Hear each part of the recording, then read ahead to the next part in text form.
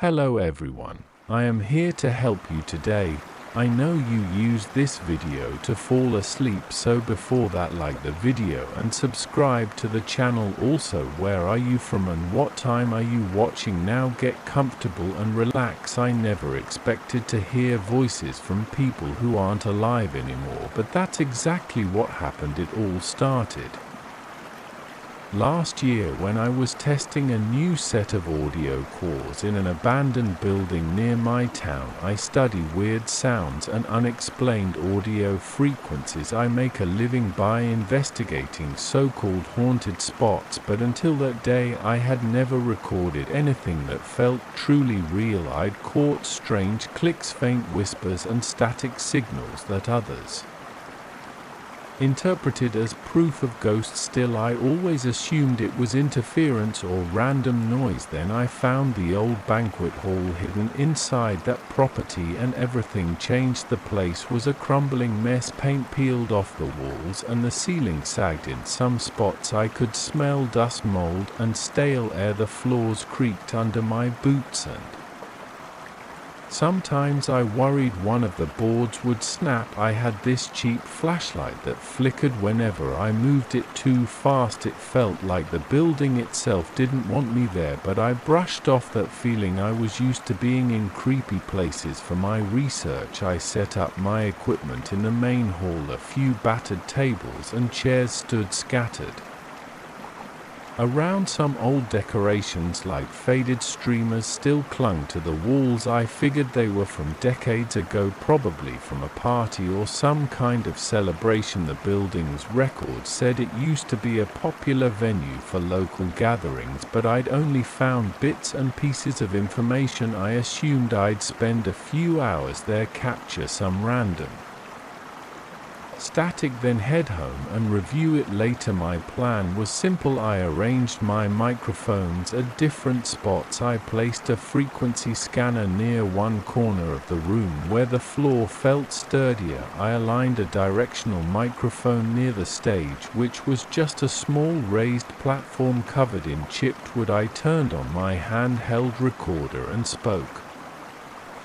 my usual notes into it. I marked the date, time and location, and I mentioned the condition of the place. My voice echoed in the silence. Then I waited. I listened to the building breeze. The wind outside rattled the windows. My own breathing sounded too loud in my ears. I tapped on my handheld recorder to check if it was still running. Everything was normal. For the first hour I sat on a folding chair scanning through the frequencies on my laptop, hoping to catch something interesting. I noticed a short burst of static that seemed to repeat every few minutes, but it was faint. I thought it was just old wiring or maybe a fault in my microphone. After about 2 hours I heard a voice that didn't belong to me. It was a quick line of speech, too muffled to make out actual words. It sounded excited, like someone greeting a friend. I jumped to my feet and checked my meters. I saw a small spike in the lower mid-range. I pressed the playback on my recorder. The voice repeated. It was definitely a person speaking. I felt a chill run down my spine. My neck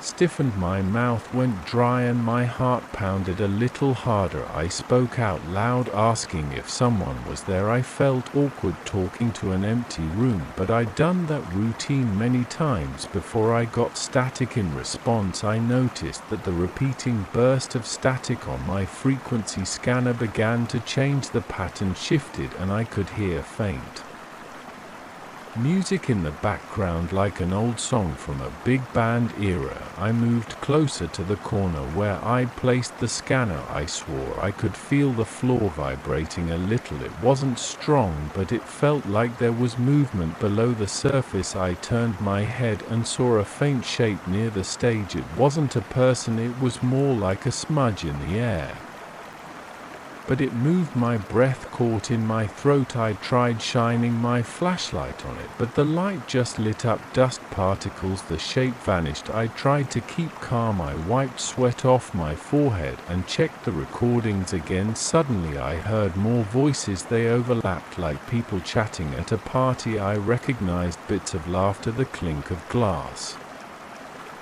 and the shuffle of feet across a floor. It got louder. I looked around the hall. It still looked empty and abandoned, but my ears told me there was a gathering happening right in front of me. I moved my recorder around and the voices shifted in my headphones. I could hear them better when I pointed the microphone at the center of the room. I walked slowly to that area. My chest felt tight, but curiosity pushed me forward. I wanted to see if there was some kind of trick or hidden speaker. I didn't find anything. The voices sounded real, but nobody was there. A man said, "Welcome everyone," in a cheerful tone. A woman replied, "Thanks for having us," with a laugh. It felt bizarre. I pulled out a second recorder to see if it would pick up the same audio. It did. I spent the next half hour recording what seemed like an entire event. I heard them talking about a special occasion, something about an anniversary, and how nice the decorations looked. They praised the music. I heard more laughter and the sounds of people moving chairs. My hand shook a bit. My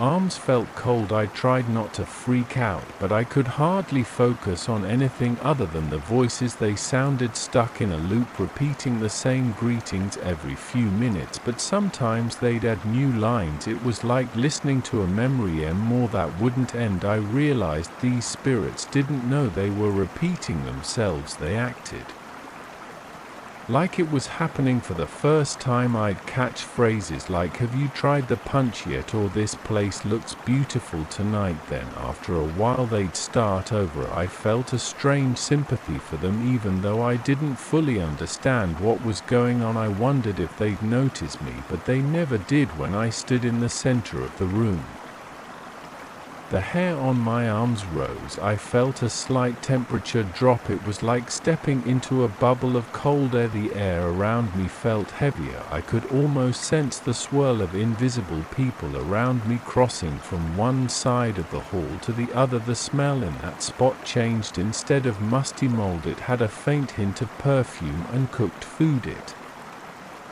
wasn't strong, but it was there. I stayed until midnight, capturing everything I could on my recorders. By the time I left, my laptop battery was almost dead. I heard the voices until I stepped out of the building. The second I was outside, the sound stopped. The night was quiet except for a few distant cars and some wind in the trees. I drove back home and barely slept. My mind wouldn't stop racing with questions. Over the next few weeks I returned to the building multiple times. Each trip was similar. I'd hear the same party playing out. It lasted for hours, sometimes with small changes or new conversations. I noticed the environment in the building looked slightly different each time. A chair might be in a new spot. A table might have shifted a few inches. One day I found fresh footprints in the dust. They weren't mine. I felt uneasy. I started to suspect that whatever these spirits were doing, it had some effect on the physical space. I also began to worry about my own perception at home. I'd swear I heard distant chatter in my office. I checked my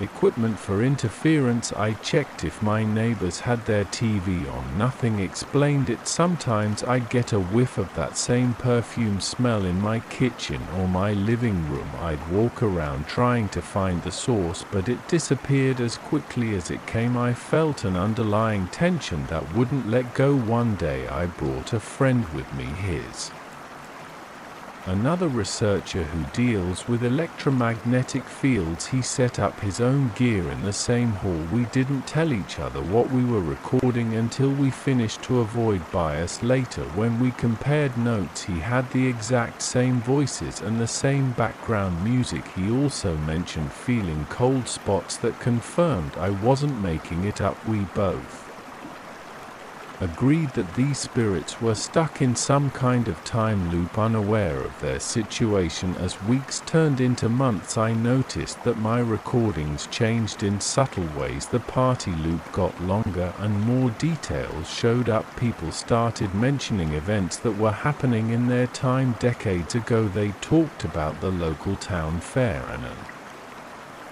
upcoming parade. They joked about an old mayor who had given a speech earlier that week. The loop expanded like it was a bubble of the past stretching out, my friend, and I tried different microphones, different frequency ranges, and even different nights of the week. The voices persisted. Then we realized something else: our presence was affecting them.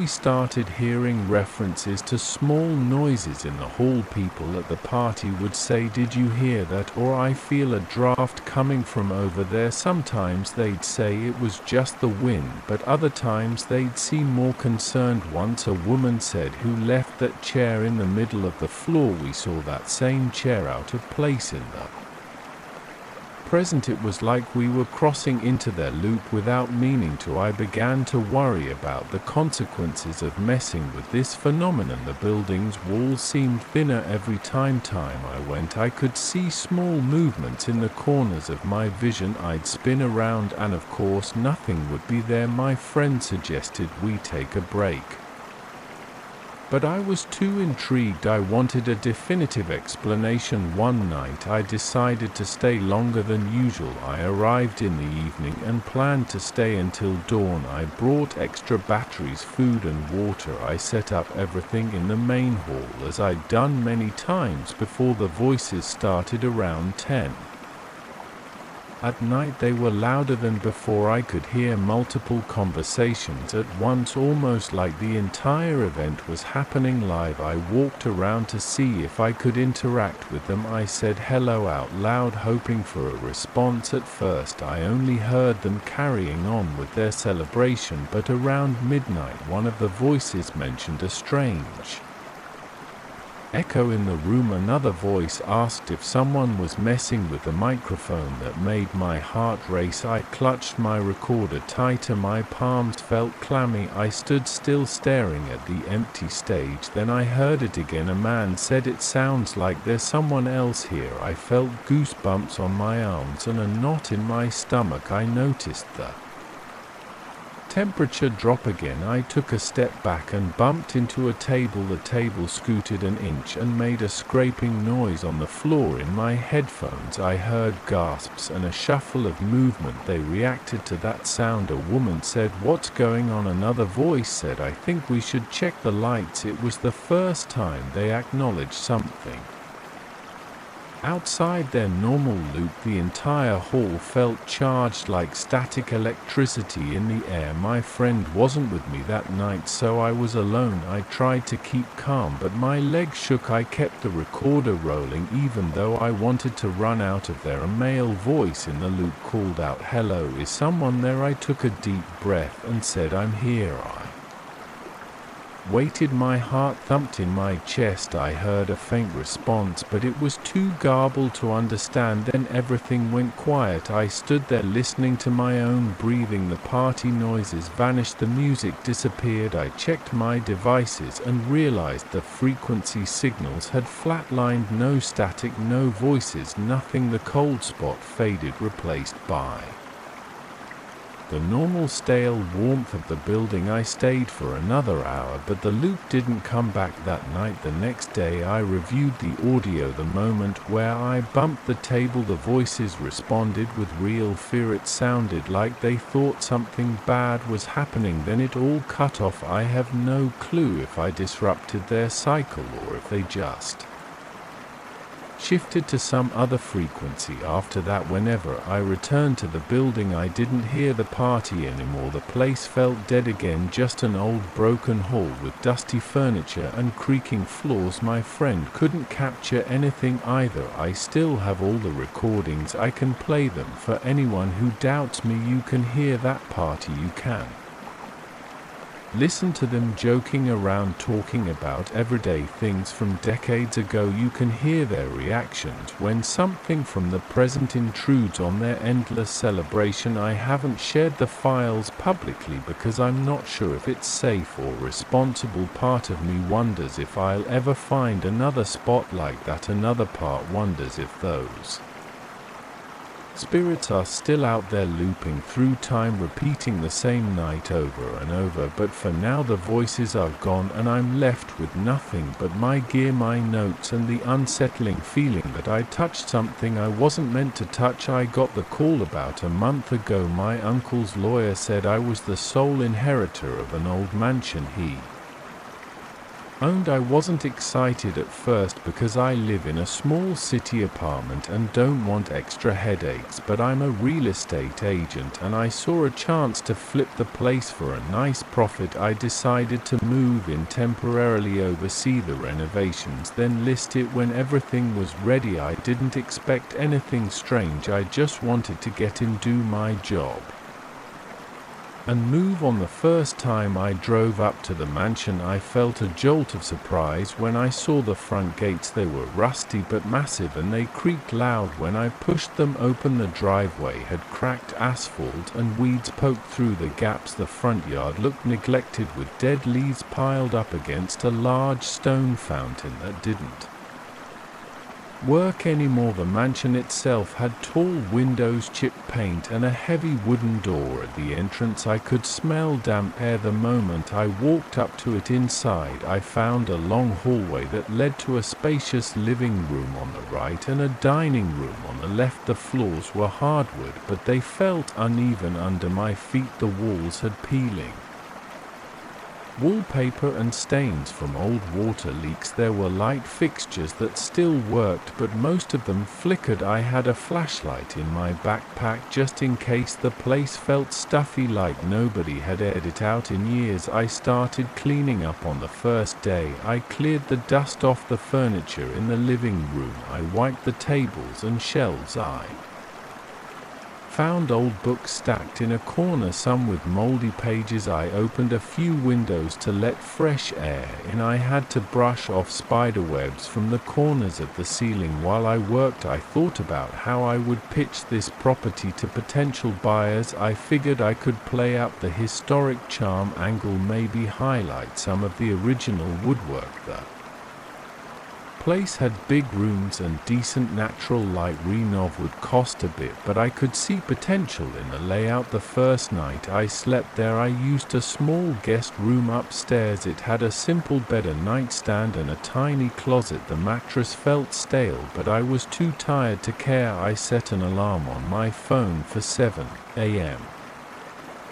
planning to meet contractors in the morning. I fell asleep fast. Around midnight I jolted awake. I heard a faint sound that made me sit up. It was piano music. It wasn't loud, but it was clear. It played a repetitive soft melody. At first I wondered if I left a radio on, but I didn't remember bringing a radio. I got out of bed, grabbed my phone, and stepped into the hallway. The mansion was dark. I walked to the top of the stairs, hoping to trace the sound. It seemed to come from below. I walked down to the first floor, passed through the living room, and reached a stairwell that I hadn't explored yet. It led down to the basement. The door was closed, and it looked stiff. I turned the knob, but it barely budged.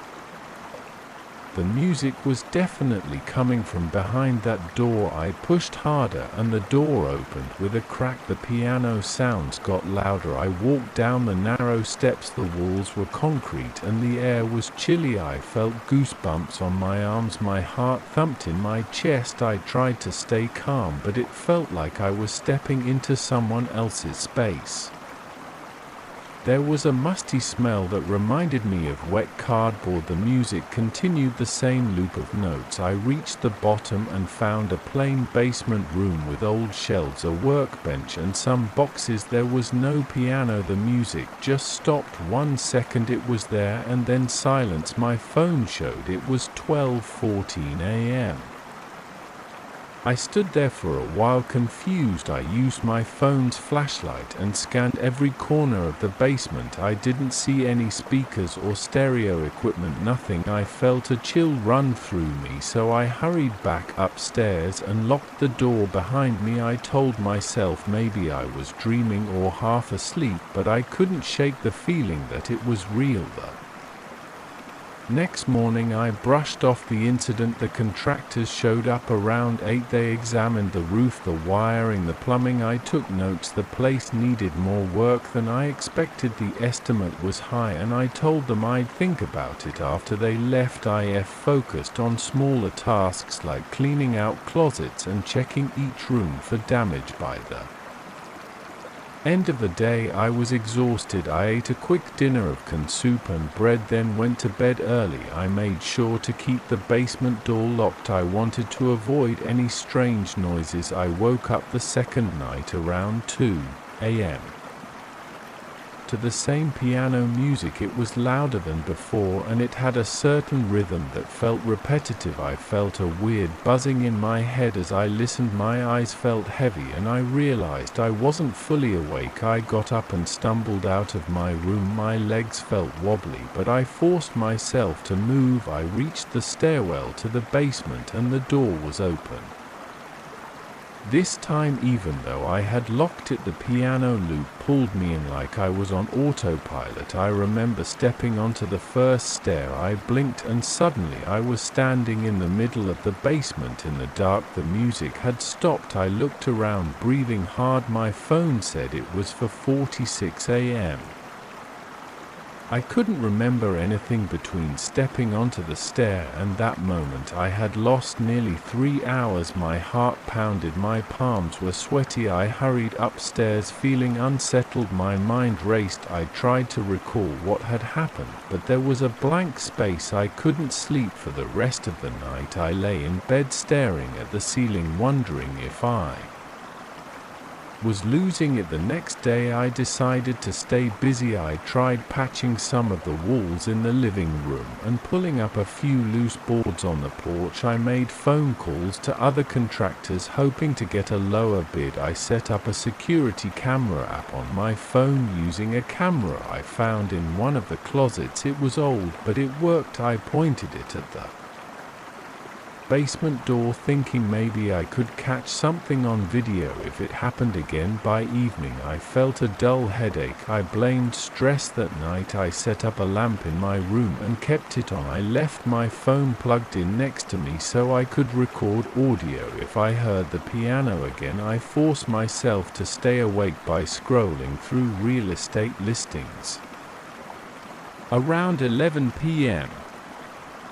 I started drifting off. The next thing I knew I was downstairs, walking toward the basement door. The piano music was playing. It had a slow, dragging sound that made my stomach twist. My head felt foggy. My arms felt heavy. I tried to resist the urge to go down there, but it felt impossible. My legs moved on their own. I went down the steps. My phone light was on, but I didn't remember turning it on. I saw the camera I'd set up in the corner. The lens was pointed at the door, but I didn't stop. I walked right to the center of the basement and stood there listening. The music echoed off the concrete walls, but I still couldn't see any instrument. Then the music stopped and everything went black. When I snapped out of it, I was upstairs in my bed, still wearing my shoes. My phone lay on the floor. It was 6 a.m. My body felt stiff and my mouth was dry. I checked my phone and saw that the camera app had recorded some footage. I opened the video. The screen showed me walking to the door at 12:30 a.m.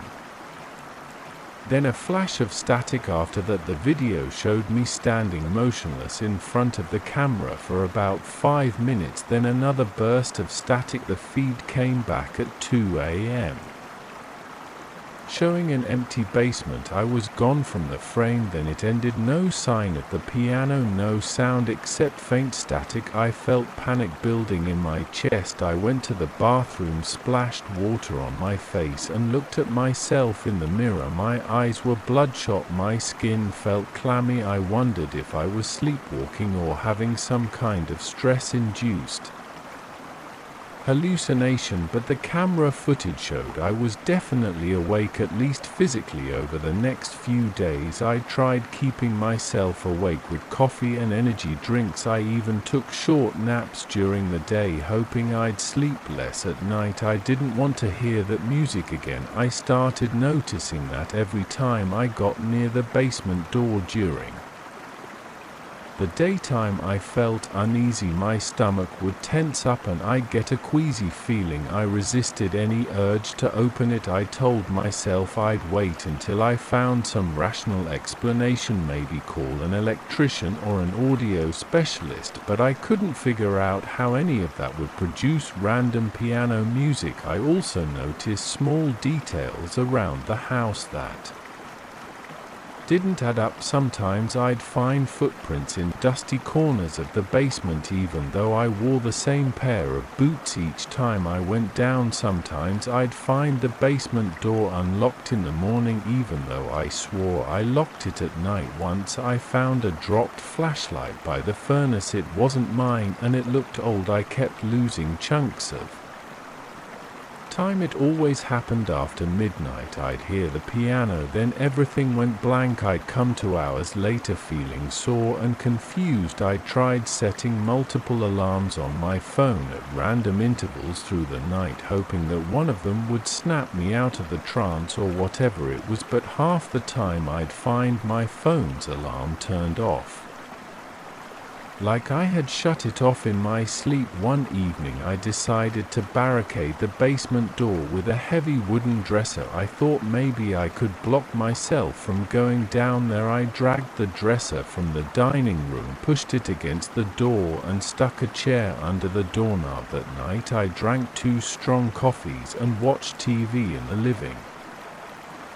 room until I felt my eyes closing. My plan was to stay downstairs far from my bed so I wouldn't be tempted to go upstairs and walk to the basement. Around midnight I heard the first notes of that piano melody. My heart started racing. I sat up, turned off the TV and listened. The notes were coming from behind the basement door, again muffled but persistent. I told myself stay put, don't move, but I started shaking. My breathing got shallow and my forehead was slick with sweat. The next thing I remember, I was standing in front of the barricaded door. The dresser was pushed aside, the chair was lying on its side, the door was wide open. I was halfway down the steps before I realized what was happening. My legs were moving on their own and the piano sounded louder. I felt a squeezing pressure in my temples. My vision blurred. The music kept looping. Then everything went dark. I woke up on the cold basement floor, face down, my shoulder HD. My phone was in my hand. The screen cracked. It said 5:10 a.m. I sat up slowly. My entire body was trembling. The basement felt damp and I could hear water dripping from a pipe somewhere. I stood up, found the stairs and dragged myself back to the living room. My throat felt raw. I noticed the dresser was back in the dining room. I had no idea how I moved it. I felt fear spike in my chest. I had no memory of doing that. I spent the rest of the morning pacing around trying to decide if I should just leave, but I didn't want to give up that easily. This was my inheritance and I needed the money from this property. I told myself maybe I could hire someone to seal off the basement entirely or remove the door, but I still didn't know what was causing the music.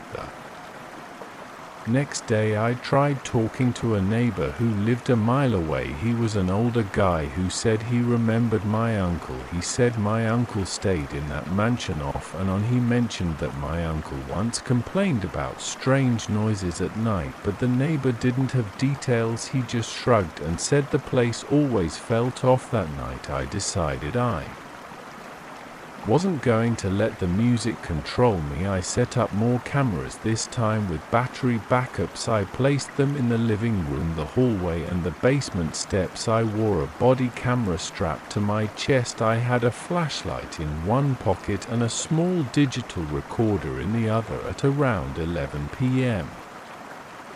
I heard the piano start up again, the same slow loop of notes. My heartbeat beat hammered in my ears. I said to myself, stay alert. I could feel my hands trembling. I took a deep breath and tried to stand my ground. In the living room, the music grew louder, like it was calling me. My vision wavered and I felt my knees buckle. I pressed the record button on The digital recorder, the last thing I saw was the camera feed on my phone turning to static, then darkness. I snapped awake the next morning at 7 a.m. On the floor of my bedroom, my chest camera was gone. My digital recorder was lying next to me. I picked it up and played the last recording. It was a bunch of garbled sounds, plus my own voice muttering. I didn't recognize the words. It sounded like nonsense. The piano music was in the background and it faded out after about 2 minutes, then silence. I decided I'd had enough. I started packing. I called a friend who owns a construction business. I told him I'd pay him extra if he'd handle the renovations without me living on site. I grabbed my bags and locked up the mansion. I drove away feeling my shoulders relax for the first time in days. I still need to figure out how to sell that place, or at least fix it enough to offload it, but I know I can't stay there anymore. Every time I think about those missing hours, my stomach knots up. I don't know what caused that piano music, and I'm not sure I want to find out. For now, I'm back in my cramped apartment trying to move on. I'll let someone else deal with the basement. I just hope they have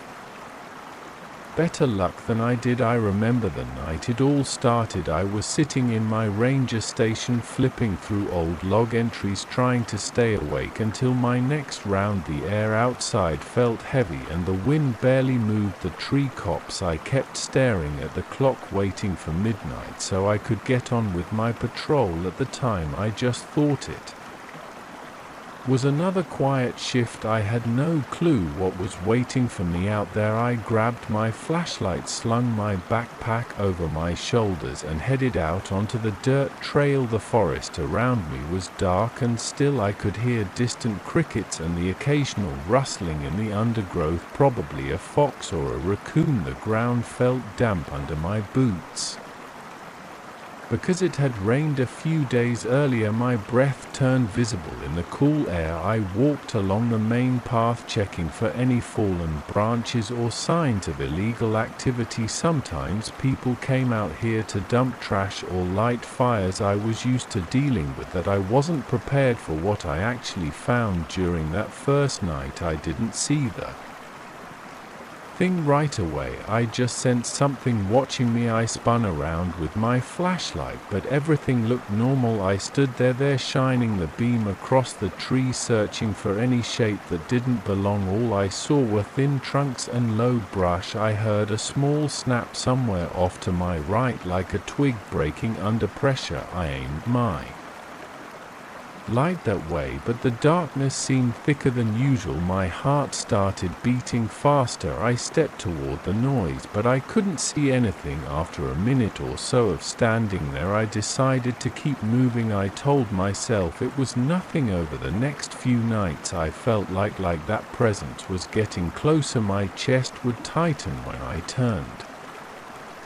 corners on the trail. Sometimes I spotted a long dark shape out of the corner of my eye slipping behind a tree. Other times I noticed a shift in the shadows just outside my flashlight's range. The shadows seemed to move on their own. I would stand absolutely still, straining my ears for sounds of breathing or footsteps. I didn't hear anything, but I knew something was there. One night I reached a section of the forest that always felt a bit off. There were dead patches of grass and a few smaller trees with rotting bark. I never liked going through that spot, but my job required me to check every trail. The ground had this unpleasant smell, like old compost or stagnant water. My boots sank into the soft earth. The tree trunks were discolored with an ashy tone that made me uneasy. As I walked deeper into that area, my flashlight started flickering. That was new. I smacked it a couple of times, assuming the batteries were dying, but they were fresh. The beam kept going in and out, flashing bright 1 second and dim the next. That's when I saw it clearly. For the first time it was shaped like a tall person but made of something blacker than the darkness around it. I couldn't see any features on it, no face, no eyes, no clothes. It looked like it was carved from a void. It stood there about 30 feet away. It didn't move. I froze. My pulse hammered in my ears. My palms got sweaty and my throat went dry. I pointed my flashlight right at it, but the creature seemed to swallow the light. The beam didn't illuminate it at all. Then in one smooth motion it slipped behind a dead tree. I walked forward, heart pounding, but when I reached that spot I found nothing. I checked behind the trunk and even looked up into the branches, but it was gone. I almost radioed in backup, but something held me back. I think I was afraid I'd sound crazy. Over the following week I kept encountering that shadow figure each time it got closer, like it was testing the boundary between us. I started noticing changes in the areas where it appeared. The vegetation looked sick, the leaves were brittle or discolored, the soil felt cold even on warmer nights. I also felt this odd pressure in my ears, like I was climbing in altitude. Every time I got near it, the creature itself was never in the same shape twice. Sometimes it seemed longer, like it had elongated arms. Other times it looked wider, as if 2 or 3 shapes were merging into one. Whenever I tried to shine my flashlight on it, the light faded or flickered and the shape would slip away. One night I decided to follow it. I was tired of feeling scared and curious all the time. I wanted answers. I waited until I saw it at the edge of my vision. Then I turned off my flashlight and crept after it, letting my eyes adjust to the moonlight. The forest floor crackled under my boots and every noise I made sounded too loud in my ears. The shape moved between trees like it weighed nothing, leaving no sound and no tracks. I lost it a few times in the darkness, but it always reappeared ahead of me, standing still as if waiting for me to catch up. It led me to a clearing I had never visited before. The grass was dead and the ground was covered in a thin layer of grey dust. A few trees at the edge were leaning over like they were on the verge of collapsing. Their bark looked rotted and some had strips peeling off. The air smelled foul, like chemicals. My eyes stung. The shadow figure stood in the middle of that clearing, then extended an arm or something that looked like an arm toward the far end where there was a cluster of thick twisted bushes. Then it dissolved into the darkness. I walked to those bushes and saw the remains of a plastic barrel hidden behind them. The barrel was battered. There was a large split on one side and a dark fluid had leaked out, staining the ground. I didn't recognize the label, but I saw a chemical hazard symbol. I realized that this might be the source of the contamination. The earth around the barrel looked slimy and charred, like the fluid had burned through the soil. I felt a wave of anger and unease. Someone had dumped this toxic substance here and it was killing this corner of the forest. I stood there for a while trying to figure out what to do. The stench made my stomach turn and I had to cover my mouth and nose with my sleeve to keep from gagging. I wanted to call my supervisor, but it was late and my phone signal was weak. I decided to mark the coordinates on my phone and head back to the station. As I turned around, I saw a trace of movement among the dead trees. The shadow figure was there again, and watching from a distance I had this feeling that it wanted me to do something about the barrel. I nodded at it, feeling a strange mix of gratitude and dread, and walked away. Over the next few days I reported the barrel to my superiors. A cleanup team was arranged and they came out to investigate. They wore protective suits, took soil samples and started planning a safe removal of the toxic material. I offered to guide them to the exact spot, but they said they had the coordinates and would handle it. I felt uneasy about letting them go alone, but they insisted on using their own protocols. I told myself everything would be fine. Meanwhile, during my patrols, the shadow creature continued to appear. Its size increased, it loomed taller than before, and sometimes it seemed to have more limbs or angles than I could track. It never attacked me, it just watched. Whenever I walked through an area that looked unhealthy, a place with dead trees or strange withered plants there, it was each time I felt my adrenaline spike, my hands would grip my flashlight until my knuckles went white. My breathing got shallow. I think it sensed my tension, but I couldn't help it. That thing made my skin crawl. One evening I decided to follow it again. The cleanup team had already taken away the barrel, but the forest was still in bad shape. I wanted to see if the creature would guide me to another spot.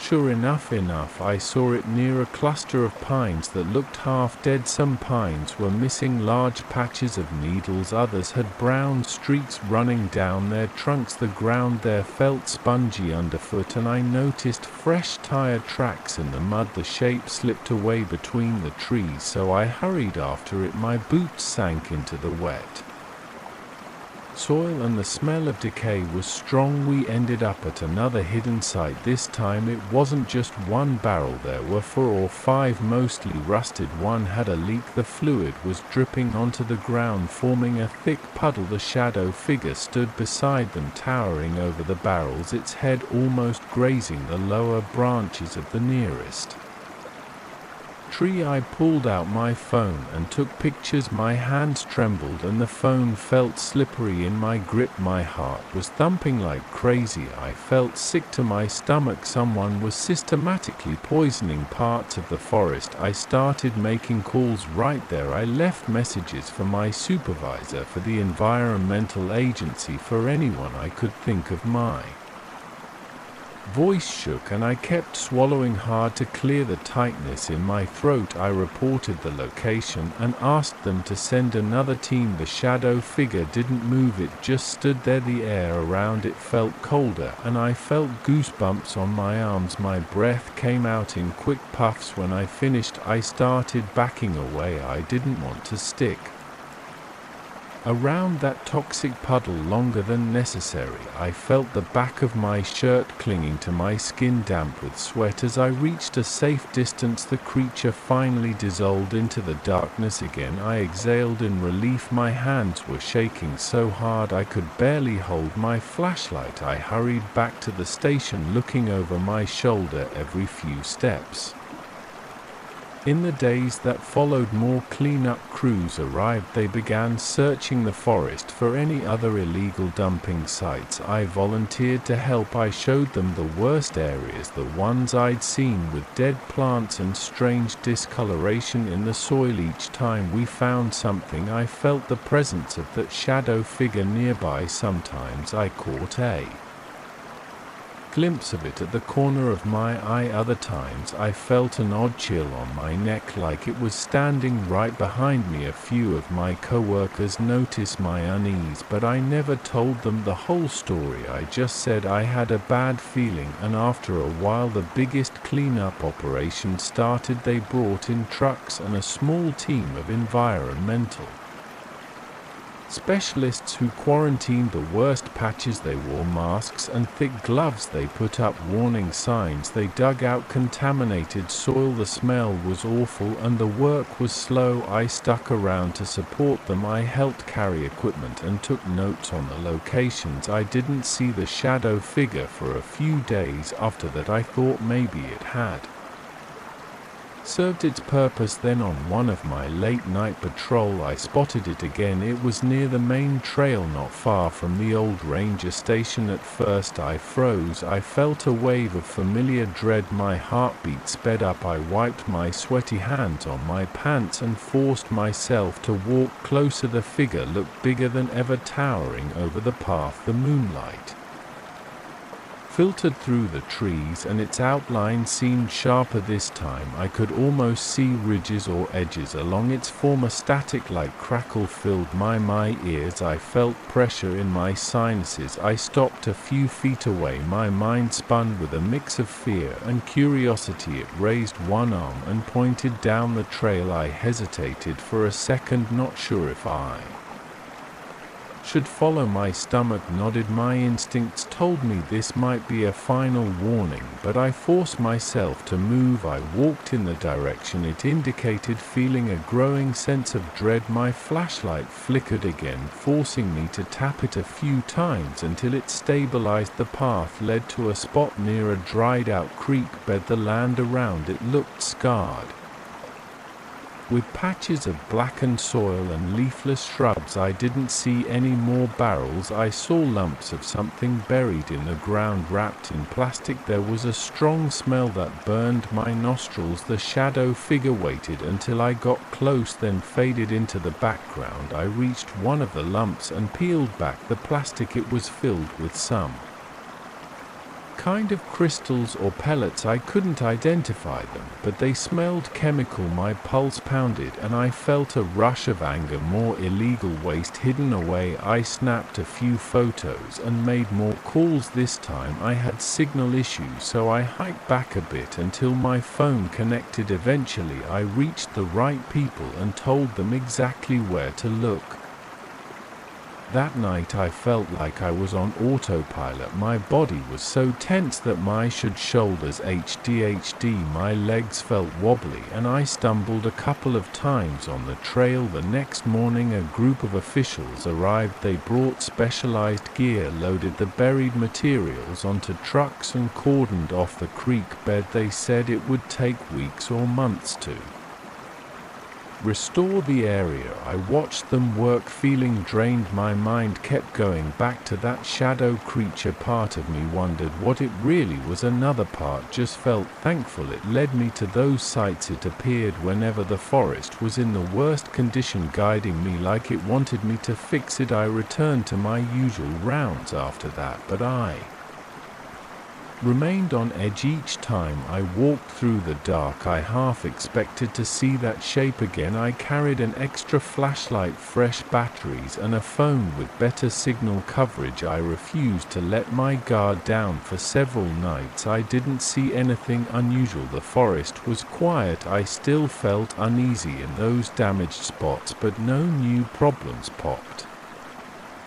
up. It seemed that the cleanup had finally started making a difference. On my last patrol before a scheduled day off, I lingered near the main trail, scanning the trees with my flashlight. There was a slight breeze rustling the leaves, and the sky was clear. Stars dotted the blackness overhead. I thought about that creature and waited. My heart beat steadily and my breathing felt calm for once, but nothing happened. I stayed out an hour longer than necessary, checking each area where I had seen the figure. The air felt normal and the trees were quiet. I heard the usual night sounds, an owl hooting, small animals scurrying around. No flickering shadows, no strange shapes. I felt relieved and a little sad at the same time. I eventually headed back to the station, turned in my paperwork, and locked up for the night. My shift was over. I couldn't shake the feeling that something important had ended. Maybe that shadowy presence had gone now that we were fixing the damage. Maybe I'd never see it again. I can't say I missed the fear, but a part of me felt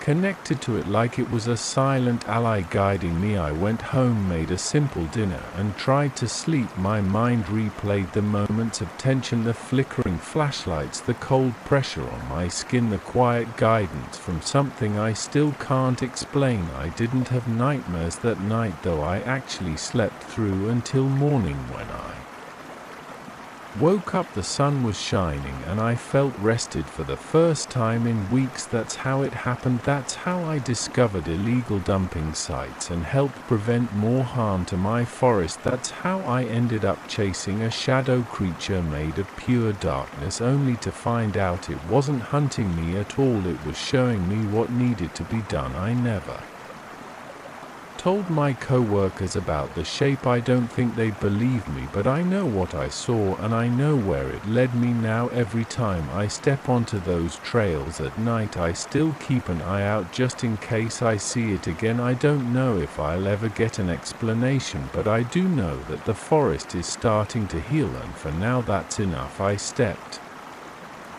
into the abandoned theater on a warm Wednesday night. I remember the stale smell of dust and mold in the lobby. The caretaker had given me the keys and said he didn't want to stick around. He said the place gave him a headache. I didn't argue with him. I just thanked him, watched him leave, and turned on my flashlight. My name is Mark and I specialize in acoustics. I've spent over a decade working in concert halls, arenas, and old buildings with complicated echo patterns. I've seen some strange rooms and tested bizarre materials, but I've never felt anything like I did in that theater. I walked through the entrance and aimed my flashlight at the peeling wallpaper. The pattern looked like some outdated floral design, but it was hard to make out the details through all the grime. My nose itched from the dust. My boots left faint tracks on the dirty floor. I heard my own breathing echo back at me, which felt unusual. Normally large open spaces have a certain reverberation, but here it sounded flat, yet somehow prolonged, like the air absorbed part of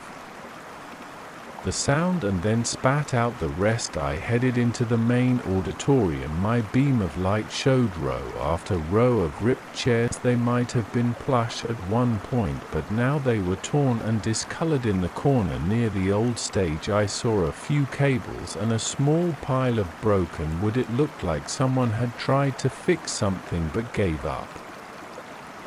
Halfway I walked closer, stepping over debris, and looked at the stage. The curtains were still there, though they hung unevenly. One side drooped more than the other, and the once red fabric was a dull brownish color. I set down my equipment case near the edge of the stage. I opened it and pulled out my portable sound recorder, a directional microphone, and a set of frequency analyzers. My job was to figure out why strange noises had been reported in this place. The caretaker mentioned hearing disembodied voices or faint music, but he said it never sounded like it was coming from inside the building. Instead, it seemed like it was bleeding through the walls from somewhere else. That idea grabbed my attention right away. Most of the time weird echoes in old buildings come from water pipes or air vents, but this caretaker insisted it wasn't. That I climbed onto the stage and set up a tripod for my microphone. The wooden boards felt uneven under my feet. I tested each step, not wanting to fall through any rotten sections. The spotlight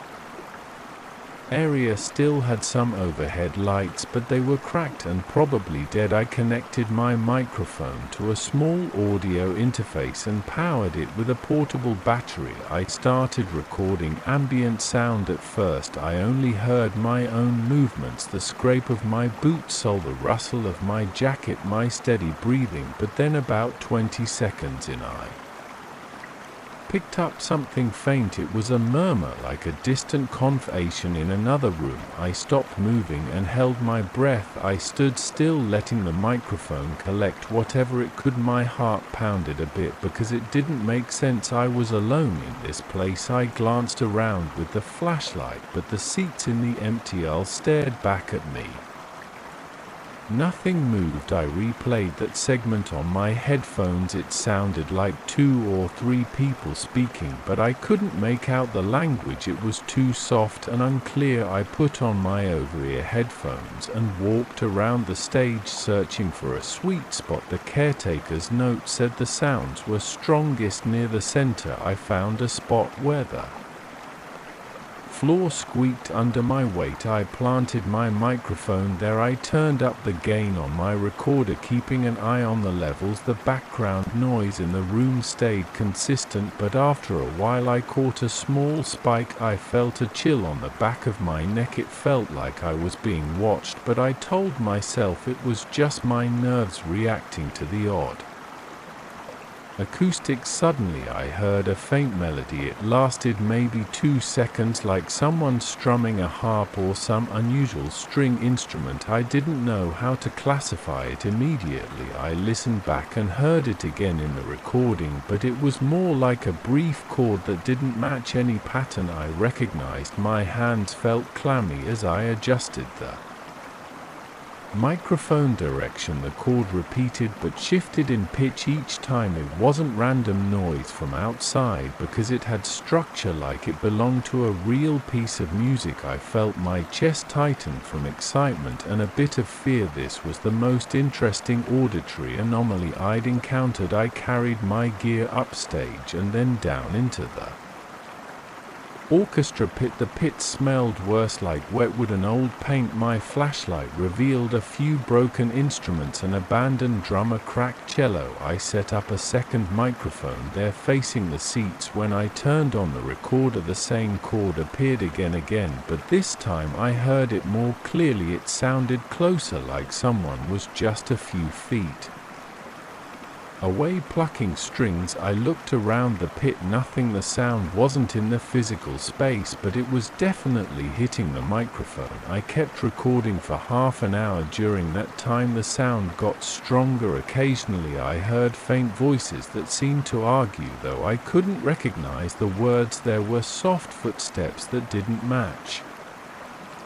mine. The footsteps sounded like heavy shoes on a wooden floor, but nobody was in the building except me. At one point I felt a slight vibration under my feet, like a subsonic wave pushing up through the floorboards. My stomach churned. I swallowed hard and tried to steady my breathing. I paused the recording and ran a quick analysis on my laptop. I saw a cluster of frequencies that fell outside the normal range for typical room resonance. The wave patterns didn't match what I'd ECT in an old theater. It was as if the building was resonating with something not generated inside it. Then there was a moment where the software glitched. My screen went black for a second. When it came back, the wave patterns had spiked to an impossible level, then leveled out again. I decided I needed to test some sweeps. I set up a frequency generator to sweep through low bass up to high treble. I wanted to see if anything triggered a specific reaction from the environment. I stood near the stage holding my headphones in one hand and my flashlight in the other. I started the sweep. At first I didn't hear anything unusual, but around 120 Hz there was a heavy rumble that made my drums vibrate. I felt my chest tighten and a wave of nausea hit me. I heard a scraping sound somewhere backstage. It made my heart jump. I flicked my flashlight beam toward the backstage area, but I didn't see anything. I increased the frequency around 210 Hz. The entire auditorium seemed to hum. The seats rattled. The sound had a strange pulsing quality. My breath caught in my throat and I noticed my hand was shaking slightly. I shifted the frequency upward to the mid-range. Then I heard a voice in my headphones, crisp, like it was whispering right into the microphone. It said something, but it wasn't in English. The tone was urgent. I froze. My heart pounded like a hammer in my chest. The voice repeated the phrase and then it cut out. I pulled off my headphones and listened to the empty theater silence. Aside from my own breathing, I replayed it. The voice sounded calm but insistent. I couldn't decode the words. They sounded like they came from somewhere else entirely, like a radio signal from another station bleeding into mine. My pulse raced and my hands felt damp with sweat. I felt a strong urge to leave, but I also felt like I was on the brink of a discovery. I've spent years analyzing sound and I never found anything that defied all logic like this. I decided to keep going.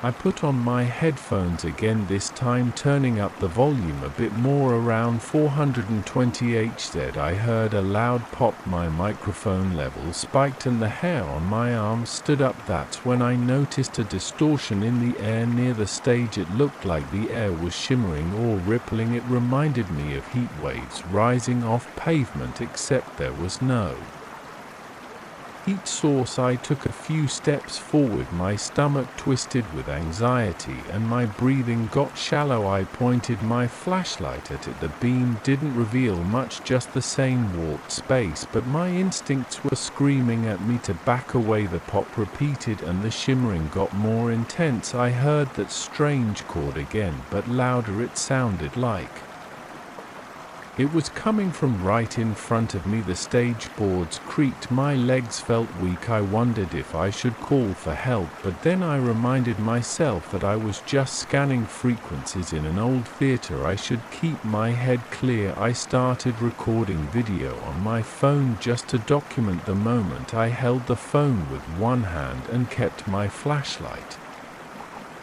trained on the distortion. I saw a brief flash like a camera flash, but more localized. Then the air in front of me looked like it tore open in a small circular shape. My mind told me this couldn't be real. I moved closer out of pure curiosity. My heart pounded like I'd run a marathon. Inside that circle I could see a dark space. I realized I was shaking so hard I had to force my breath to slow down. My mind ran through all sorts of logical explanations. Maybe a reflection, maybe some trick with the lights, maybe my device malfunctioning. But then I heard a voice again. It was the same voice I'd picked up on the recording, except now it felt like it was right behind me. I spun around. Nothing was there. I heard another voice, more distant, like someone else was calling from deeper inside that dark space. My flashlight beam didn't penetrate the blackness. I leaned forward, my pulse throbbing in my ears. Then the shimmering closed. It snapped shut, leaving the stage as it was before, with only the dusty boards and the drooping curtain. I tried to catch my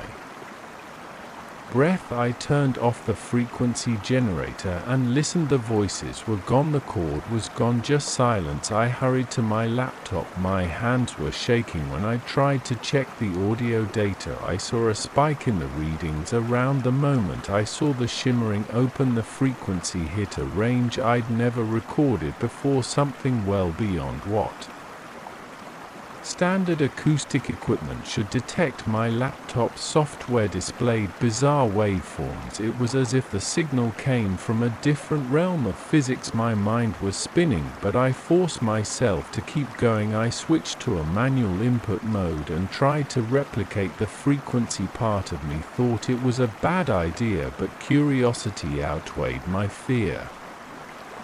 I played with the controls, inching the frequency generator closer to the peak I'd seen on the readings. The theater felt tense, like the air was heavier. My shoulders felt tight and my head started throbbing. I switched back and forth between different wave shapes. Then at one precise setting I saw the stage ripple again. The chord returned louder than ever. My eyes watered from the intensity of the sound. I could almost feel it pressing on my chest. The circle started to form again, that same swirling darkness. My breathing turned shallow and my legs trembled. I didn't know what I was opening, but something was definitely happening. Then I heard footsteps. They came from the left side of the stage, near the old storage closet. It sounded like someone was walking slowly toward me. I pointed my flashlight in that direction, but saw no one. The footsteps got louder. My throat went dry. I took a few steps back. I felt sweat drip down my forehead. The footsteps stopped, and then there was a soft knocking sound. It came from behind the stage backdrop. I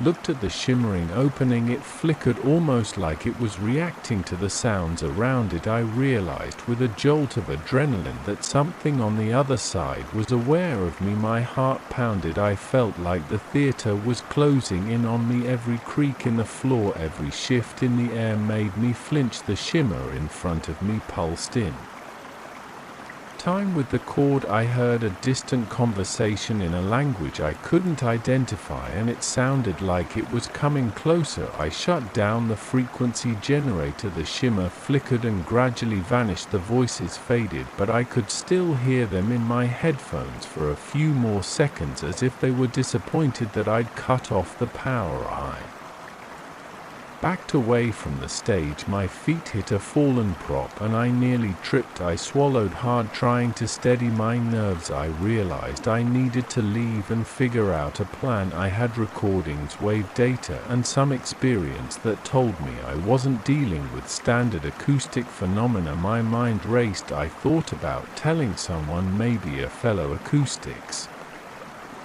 expert or a physics professor, but I knew they would doubt my sanity if I explained this without evidence. Luckily I had recordings, but I wasn't sure how well they would capture that shimmer or the voices. I packed up my gear as quickly as I could, keeping one ear open for any sign that the portal or whatever it was might open again. The building felt different, like it was charged with static electricity. My hair stood on end and I kept expecting to see a shape in the corners of my vision. I stuffed my microphone's cables and recorder into my case, then I folded my tripod and slung my laptop bag over my shoulder. Before I left the stage, I took one last look at the spot where I'd seen the portal form. It was just empty air now, but I couldn't shake the feeling that something was right there, lurking, waiting for me to try the right frequency again. I left the theater around midnight. Outside, the air felt thick and the parking lot was nearly pitch black. I fumbled for my car keys. My hands were shaky and I felt a strange tingling in my arms, like the energy in that place hadn't fully left me. I opened my car door and slid behind the wheel. My mind replayed the moment the portal opened. I could still feel the pressure on my chest from the sound waves. I could still hear the voices. Something out there had noticed me. I felt certain of that as I started the engine. I wondered if I should ever return to that building. Part of me felt terrified by what I'd experienced. Another part of me felt drawn to it, like I discovered something groundbreaking that nobody else had ever touched. My heart was still pounding and my palms were sweaty against the steering wheel. I took a deep breath, tried to calm myself, and pulled out of the parking lot. I glanced at my reflection in the rearview mirror. I looked tense, eyes wide, sweat on my brow. I told myself I'd review the data at home and see if any of it made sense in the morning, but deep down I knew I'd stumbled onto something more than an acoustic oddity. I'd opened a doorway to another place. I wasn't sure who or what was on the other side, but I was certain they'd heard me and they'd recognized my presence. As I drove away from the abandoned theater, I felt a cold knot in my stomach. I wondered if I'd be able to sleep or if I'd keep hearing that chord echoing in my mind. I wondered if the next time I powered up my equipment I'd feel that vibration again and see the air ripple and tear, and I wondered if one day something might cross over all the way looking for me. I pulled up to the old building just before noon. The walls looked worn and the window seemed ready to cave in. The street was quiet and I could hear my own breathing. I parked my car right next to a fire hydrant. It felt like nobody cared about parking laws in this part of town anymore. I grabbed my camera bag and walked toward the main entrance, which had large double doors with broken hinges. I felt a sudden chill on my neck. The air inside smelled like dust and mold. My shoes left prints in the thin layer of grime on the marble floor. That was the first time I realized I might be stepping into something bigger than a standard photo shoot. I'm a photographer. I specialize in old buildings that most people have forgotten. Sometimes realtors hire me to create glossy booklets. Other times historians want detailed images of architectural elements. My job usually involves tripods, wide-angle lenses, and hours of searching for decent light in cramped or dim spaces. People think it's all about artistry, but I spend most of my time moving debris or adjusting angles so I don't capture piles of trash. Still, I love it. I get to see places most folks never visit. That day I was there to photograph the interior details of a once grand hotel. It had a large lobby with a vat ceiling. Some columns still stood, although a few were cracked. I stood in the center of the lobby, turning my head slowly, noting the interplay of shadows on the walls. The entire space felt oddly dense, like walking through thick air. I ignored that sensation and took out my camera. I set up my tripod near the collapsed front desk. I framed my first shot, focusing on an ornate railing that ran along the second floor balcony. When I pressed the shutter, my camera's click echoed against the marble surfaces. I took a few more shots from the same angle, adjusting the aperture to see if I could capture more detail in the shadows. Then I looked through the camera's viewfinder to review the images. Something appeared off. I saw pale outlines behind the railing, shapes that looked like people. I thought maybe it was dust in the lens or some light flare. I zoomed in on the camera's small screen. The shapes had faint faces. They looked like they were going about their day, leaning on the railing, pointing at something below. My hands grew sweaty and my heart pounded. I wiped my lens and took the same shot again. The shapes were still there. I stepped back from the camera. I walked around, trying to see if there was some reflection or maybe a piece of glass that could have caused that effect. I found nothing but broken tiles and scattered bits of plaster. My mind started racing with possibilities. I didn't believe in ghosts. I always thought most supernatural things could be explained by lighting or old wiring or some glitch in the camera, but I felt a tightness in my stomach. My pulse was high and I realized my breathing was shallow. I decided to check the second floor balcony. Maybe there was an actual person up there messing with me. The stairs creaked under my weight. I tried to shine my flashlight around each corner. I found torn wallpaper, rusted handrails, and a bunch of crumpled soda cans that must have been left by squatters. My footsteps sounded loud, like I was the only living thing in that entire building. I reached the railing and looked down into the lobby. It was empty. I felt a buzzing in my ears, like my own pulse was thrumming. The air felt cold, even though it was supposed to be a warm day outside. I went back downstairs and decided to continue with my shoot. I told myself that the shapes I saw were probably a camera malfunction. I moved to a long corridor behind the main lobby. The floor was covered in old carpet. It squished under my boots, soaked with some kind of moisture that leaked from the ceiling. The corridor led to what used to be a dining area. There was a cluster of round tables and chairs stacked in the corner. Large windows let in a hazy light that revealed floating particles of dust. I set up my camera again. This time I focused on a cluster of cracked chairs. I was adjusting the ISO when I heard a sound behind me, like shoes scraping on the carpet. I spun around, aiming my flashlight. Nobody was there. I waited a few seconds, listening. I only heard my own breathing. I took another series of shots, then checked the camera screen. In those photos I saw at least 3 figures around the tables. Their clothing looked dated, maybe from the 1940s or 1950s. One of them seemed to be carrying a tray. Another had a notebook in hand. They looked busy, like they were working in a restaurant. My heart started thumping harder than before. I felt clammy. My mouth went dry. I took a step back and almost knocked over my tripod. I caught it before it crashed to the floor. My arms trembled. I told myself to get a grip, but the more I looked at those images, the more they seemed real. I started to think something was happening in this building that I had never experienced before. I walked around, taking pictures of random corners, pillars, and doorways, trying to see if the phenomenon would repeat. Each time I caught glimpses of these translucent figures. Some looked like they were from a much Earlier era, maybe the late 1800s, wearing vests or long dresses. Others looked more recent, perhaps from the 1970s, with bright shirts. They overlapped in the same frame, all in different poses, as if they occupied the same space in different moments. After about an hour, I found myself sitting on a broken bench in the lobby. My hands shook as I flipped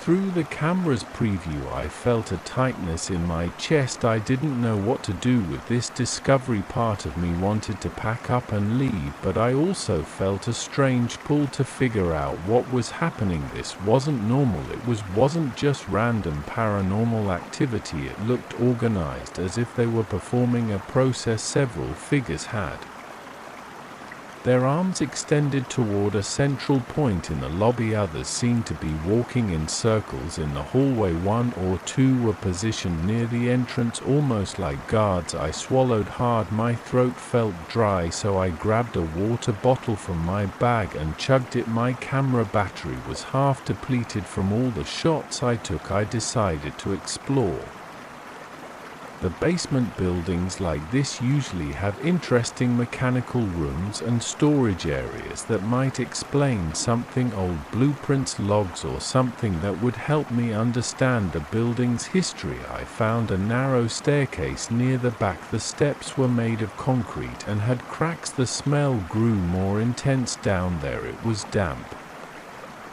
and musty. The darkness forced me to use my flashlight the entire way. My foot slipped on a wet patch and I gripped the railing to steady myself. At the bottom I saw a series of corridors with low ceilings. Exposed pipes and wiring ran along the walls. I stepped through puddles that made my socks damp. My flashlight beam caught a few old signs on the walls pointing to a laundry room in an employee locker area. I went into the locker room. First rows of rusty lockers stood half open. I took a few shots. The flash from the camera lit up the room in quick bursts. Then I checked the camera. There they were again, faint figures. Some wore uniforms with name tags. One was sitting on a bench fiddling with a shoe. Another looked like he was rummaging through a locker. They moved in a loop, always the same gestures. My heart pounded in my ears. I felt a knot in my stomach. My instincts told me to leave, but I also felt like I had a chance to understand something nobody else had ever documented. I moved out of the locker room and into the laundry area. Large metal machine stood covered in rust. The floor was slippery. I almost lost my balance again. I pointed my flashlight around, searching for anything that might stand out. That's when I found a small storage closet in the corner. The door was stuck, but I shoved it hard and it opened. Inside I saw shelves filled with dusty notebooks, file boxes, and old ledgers. I started flipping through them, coughing from the dust. Most of it was dated from different decades. Each set of records detailing repairs, staff schedules, deliveries, and unusual notes about the building. One entry caught my attention. It mentioned a maintenance schedule for the winter solstice ceremony. It appeared in multiple logs spanning decades. The handwriting changed over time, but the phrasing stayed the same. Ensure the building remains sealed for the winter solstice ceremony. All staff must follow the tradition to preserve the spirit of the hotel. Another note said participants must stand at appointed station. Do not allow the memory to fade. Every decade we restore what was lost. I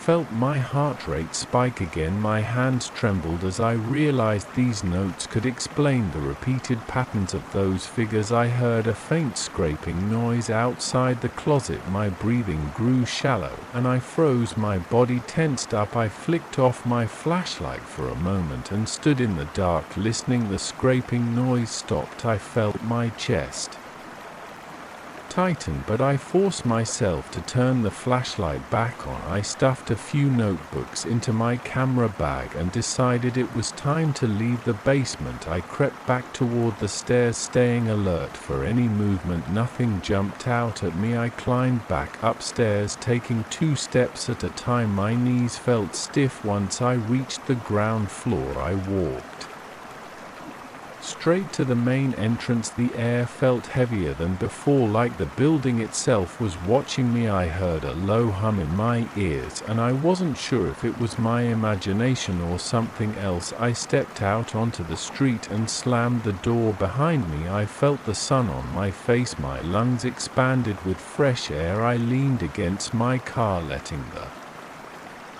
tension drained from my shoulders. Then I got inside and locked the doors. I took a moment to catch my breath. My heart was pounding against my ribs, and I could feel sweat on my forehead. Once I drove away, I headed straight to my apartment. My legs felt unsteady as I climbed the stairs to my place. I tossed my keys on the kitchen table, set my camera bag down, and booted up my computer. I transferred the photos from my memory card. I sat there watching the progress bar on my screen, tapping my foot. As soon as I could, I opened the images. They looked even clearer on a larger monitor. The figures had sharper outlines, some had distinctly older hairstyles and clothing, others seemed more modern. All of them appeared focused on specific tasks. Over the next few hours, I went through the notebooks I had taken. They detailed a repeated ritual designed to preserve the hotel's essence. It seemed that every group of people who ran the place over the decades had been part of it. Each time they held a ceremony that involved standing in precise spots, reciting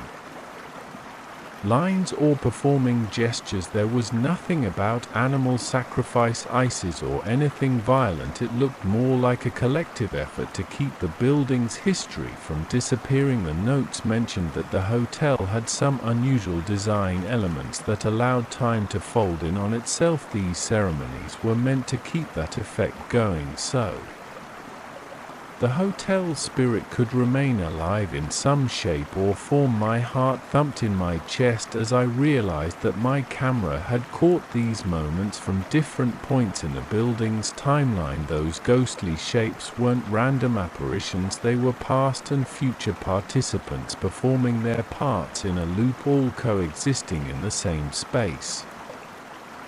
Whenever I snapped a photo, I had evidence of their existence, at least in the form of these images, and I understood that they weren't trying to scare me. They were following their instructions to keep the place intact. Even if the building was rotting in the present, I felt a rush of conflicting emotions. Part of me wanted to post these photos online and see people's reactions. Another part of me thought maybe I should keep this quiet. These images showed something that regular folks wouldn't believe. I leaned back in my chair, rubbing my temples. My eyes stung from staring at the screen. My mouth felt dry again, so I got up and drank a glass of water. I could still feel the weight of the day pressing on my shoulders. I copied the photos onto an external drive. Then I called a colleague who sometimes helps me with unusual shoots. I told him I might have found something strange, and I asked if I could get a second opinion on the images. He sounded skeptical, but he agreed to drop by in the morning. I hung up the phone and sat alone in my apartment,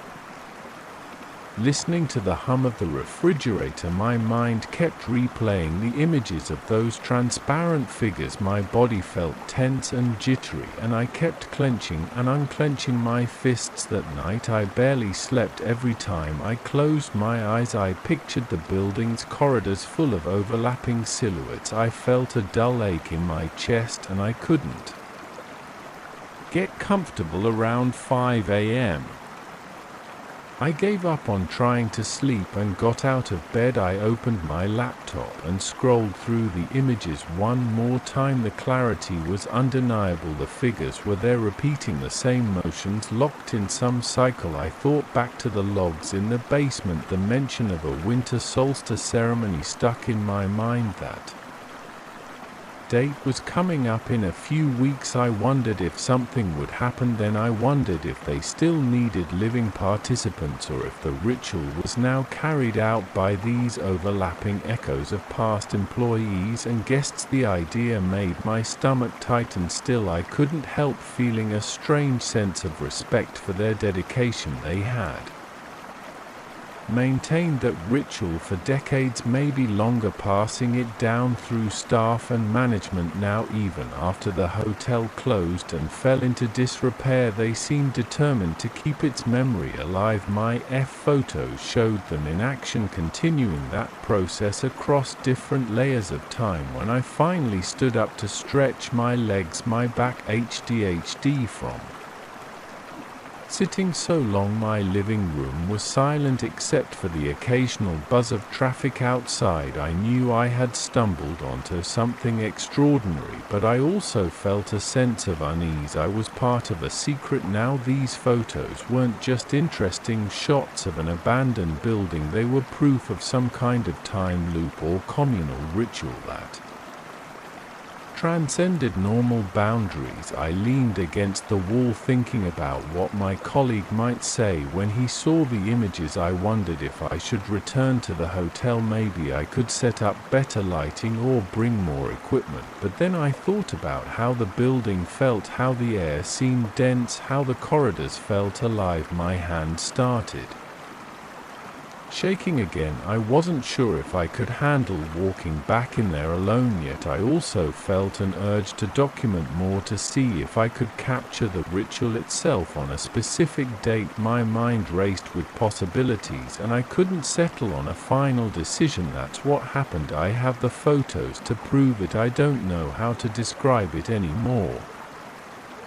Clearly I saw those figures with my own eyes on the camera screen. They appeared in every shot, overlapping each other, dressed for different decades, carrying out the same tasks, and the records in the basement confirmed that this wasn't just a haunting, it was a deliberate act to preserve the memory of that old hotel. They were performing some kind of elaborate time-based ritual. I never expected to discover something like that when I woke up that morning, but I did, and now I can't unsee those images or ignore those notes. If someone asks me why I look different these days, why I seem preoccupied, it's because I'm still trying to figure out what I stumbled into, and I don't think I'll ever forget the feeling of standing in that empty lobby, watching my camera reveal a truth that my eyes alone could never catch. I started driving a night shift taxi 2 years ago. I wanted the extra money, and I figured the only real challenges would be drunken passengers and maybe the occasional fare jumper. That was before I saw the thing in my rearview mirror. I'm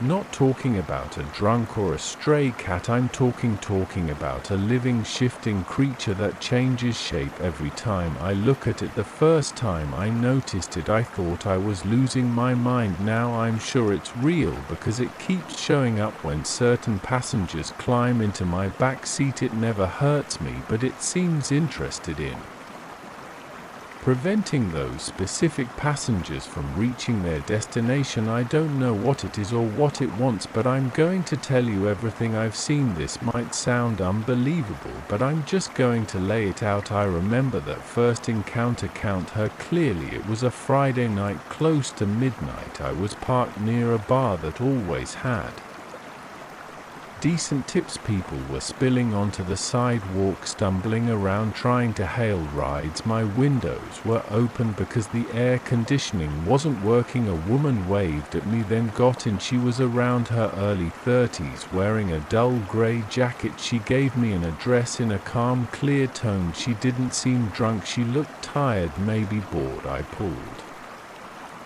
away from the curb inside the cab. My overhead light was flickering a little. I heard a faint buzzing from the old radio under the dashboard. Everything felt normal until I glanced into my rearview mirror. At first I thought I saw a large bird sitting in the back seat. I blinked, then I just saw the woman. She was rummaging through her purse. My heart rate picked up, but I thought maybe I was wiped from too many shifts. I took a quick breath, tried to focus on the road, and kept driving. We reached a red light. I checked the mirror again. My passenger was leaning forward, looking at her phone. Right beside her in the seat behind me, I saw something else. It had a pointed beak, dark eyes, and feathers running Along its head it was hunched in the corner watching the woman. I felt my body tense, my skin prickled. I turned around hoping to catch it directly with my own eyes, but the second I looked back I only saw an empty seat. The woman didn't notice anything, she just looked at me like I was acting weird. I smiled and turned back to the wheel when the light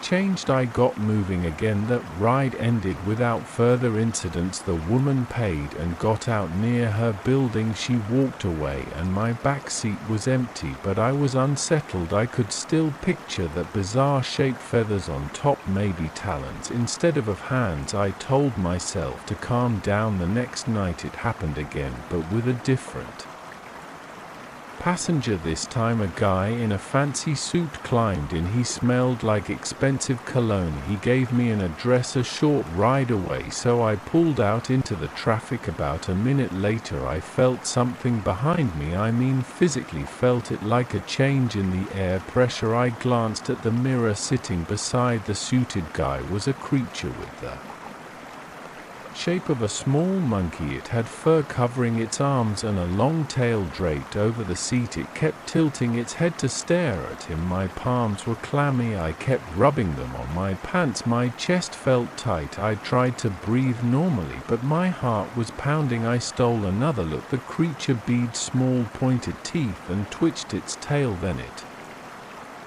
vanished. When I turned my head around, the passenger was busy tapping on his phone. He showed no reaction. Those encounters became a regular thing, but only for certain passengers. This creature kept showing up in different animal forms. Sometimes it had reptilian scales, sometimes it had a wolf's head, sometimes it looked like a giant lizard. The worst part was how it behaved. It always watched the passenger. It never touched them or me. It just lurked and glared, sometimes shifting its position. A couple of times I saw it press its face close to them as if sniffing them. I broke out in a sweat each time. My stomach felt twisted in knots. My mouth went dry. One night I picked up a man from an office complex. He looked stressed, pacing with his phone in his hand. He got in the back. He asked to go to a late-night diner. I drove out of the parking lot on the freeway. I noticed the creature again. This time it looked like some kind of big cat, like a panther or a jaguar. I saw sleek black fur and muscular legs. It stared at the passenger with bright yellow eyes. Then I realized something was wrong with the car. It started sputtering. The engine made a grinding noise. My steering wheel started to shake. I pulled over onto the shoulder, heart hammering. The passenger cursed and asked if the taxi was about to break down. I checked my gas and everything seemed fine. I tried to start the engine again. It roared to life like nothing was wrong. I merged back onto the freeway, but the same problem happened a minute later. I couldn't figure it out. The passenger said he might call another ride. Before he could do that, the creature's head jerked toward the gear shift in the front. I saw its ears flatten against its skull. Then my gear shift popped out of place with a loud clunk. The engine died again. The passenger groaned. He said he would walk. We were only half a mile from an exit ramp, so he got out and started heading down the shoulder. I sat there breathing hard, sweat dripping down my forehead. I turned around and saw nothing. The back seat was empty. Then I started the car again, and it was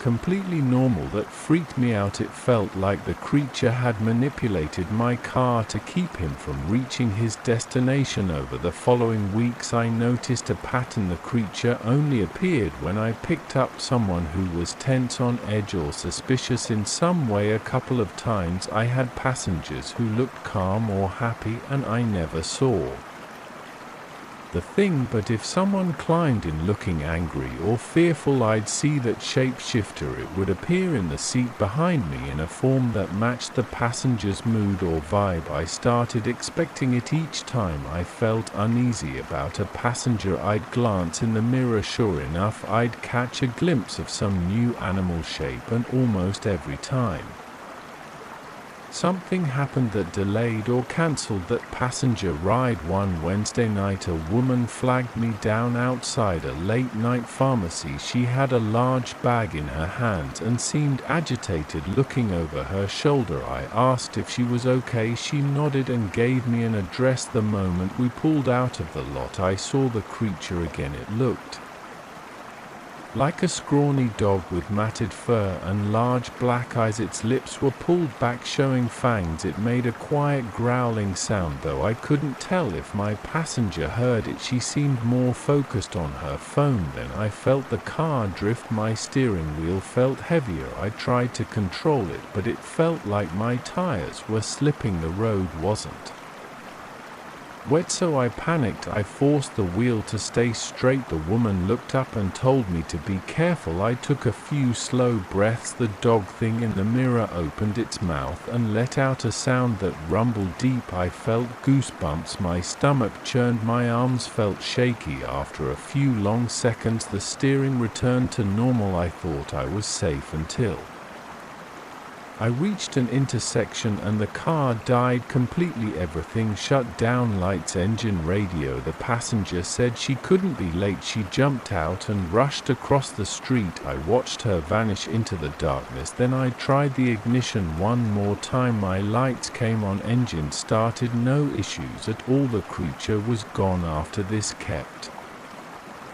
happening, I tried to do some research. I searched online for anything about a shape-shifting presence or a strange animal figure messing with vehicles. Most results were folklore stories or fantasy tales. There was nothing that matched what I was experiencing. I thought about getting my eyes checked, but I knew I wasn't hallucinating. My heart pounded each time I saw it, and I could feel a pressure in the cab. The seats creaked sometimes as if a solid weight that on them. I even started leaving a small phone camera recording on the dashboard at times, but it never caught anything. The footage just showed me my passengers and an empty backseat. I tried telling a friend about it, another cab driver. He gave me a concerned look, then said maybe I needed more sleep. I dropped the subject. I felt alone with this problem. I started dreading picking up certain passengers. I could almost sense when they were the kind of person who would attract the creature. Sure enough, if my gut told me something was off about them, the creature showed up. Then it would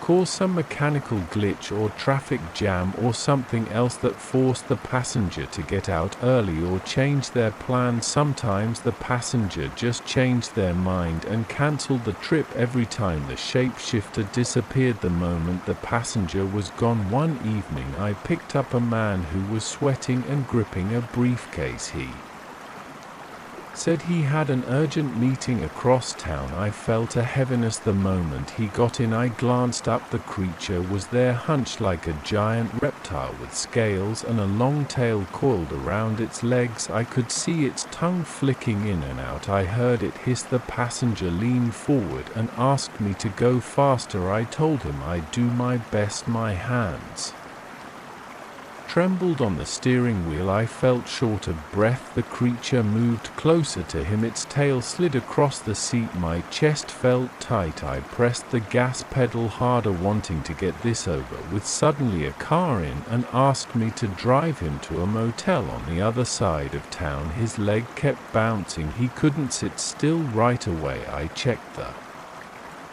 mirror. The creature was there, taking the form of a large bull. It had wide horns and dark fur. It glared at the passenger and snorted. I felt sweat beating on my forehead. My foot felt heavy on the accelerator. The passenger kept checking behind us as if my mind was racing. I didn't want to quit my job, but this was getting too strange. I stepped out onto the street and felt the night air on my face. I glanced in the rear window. Nothing was there, just the empty back seat, but I got the sense that if I ever picked up another suspicious passenger, that creature would return. I stood there a while looking at the car, waiting to see if anything stirred. Everything stayed quiet. Now I still drive the Night shift, I keep an eye out for that presence. I've learned not to freak out when I see it. If a passenger starts acting nervous, I brace myself for the creature's appearance. It always comes, always in a different animal form. It never attacks, it just stares and waits for the right moment to mess with the ride, and every single time the passenger ends up changing their plans or getting out before we reach the destination. I can't explain it. I don't know why it chooses certain people. I don't know what it wants. It doesn't communicate. I've never heard words from it. I only sense its intentions. It's like it evaluates whether the passenger should be allowed to move forward with whatever they're doing. If it decides they shouldn't, it stops them. I don't know if it's protecting somebody or just interfering. I have no proof it exists, no recordings, no footprints, nothing, but I see it and I feel it every time I catch a glimpse of those shifting shapes. I get that chill down my spine and my heartbeat goes wild. I keep driving because I need the money.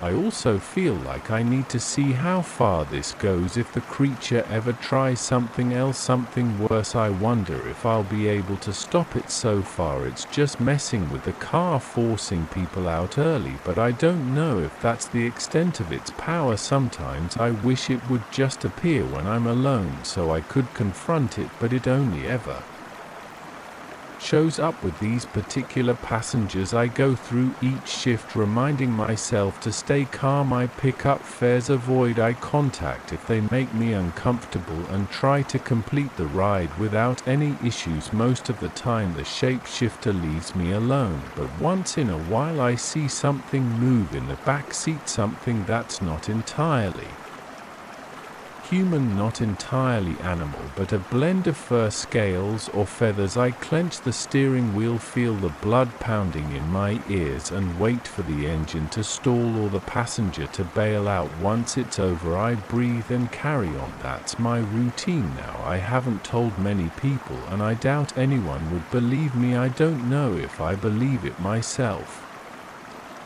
sometimes, but I can't deny what I see. It's real to me, and it's out there waiting to decide who gets to reach their destination and who doesn't. And so I keep driving through the night, eyes on the mirror, fingers tight on the wheel. So far I'm still here, hoping I never see that thing turn its attention on me. I started this job because I wanted an easy paycheck. I'm not ashamed to say it. A night guard shift at a museum sounded calm, maybe even boring. I imagined myself sipping coffee at a desk, nodding off between rounds, and occasionally shining a flashlight at a locked door. That's all I expected. Nothing prepared me for what actually happened. I still feel uneasy even thinking about it, but I need to get it off my chest, so I'll just say it straight. The portraits in that museum moved when I wasn't watching them, and they weren't just shifting for no reason. My name's Chris, I'm 35. I took the job because it had decent pay, health benefits, and it was close to my apartment. The museum itself is in a quiet neighborhood. It's a 3-story building with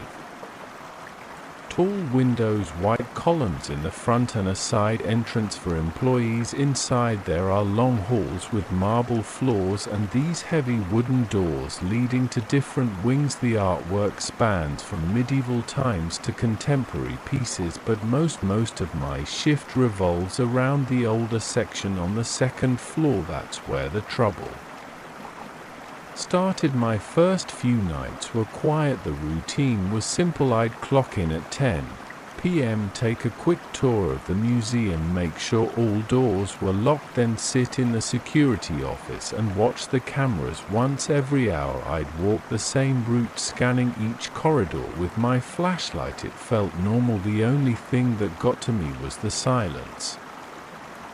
At night that place feels empty and still, except for the buzz of old light fixtures or the echo of my footsteps. After 2 nights I knew the layout well. I knew how the hallways turned, where the paintings hung, and which corners felt darker than the rest. On my 3rd night something changed. It wasn't dramatic at first. I remember standing in front of this old portrait of a man in a red coat. The plaque said he was some colonial figure, an explorer or a merchant. In the painting he had a firm posture, shoulders back, one hand resting on a map, the other holding the hilt of a sword. His eyes looked forward, slightly to the right. I'd seen it 100 times by then, but that night, as I was about to turn away, I got this feeling like someone was watching me. It sounds cliché, but I swear it was real. I spun around. The portrait's eyes seemed to meet mine. I felt my breath catch. I told myself I was being paranoid and walked on, but my heart was pounding in my ears. The next night I checked that same portrait again. This time the man's stance looked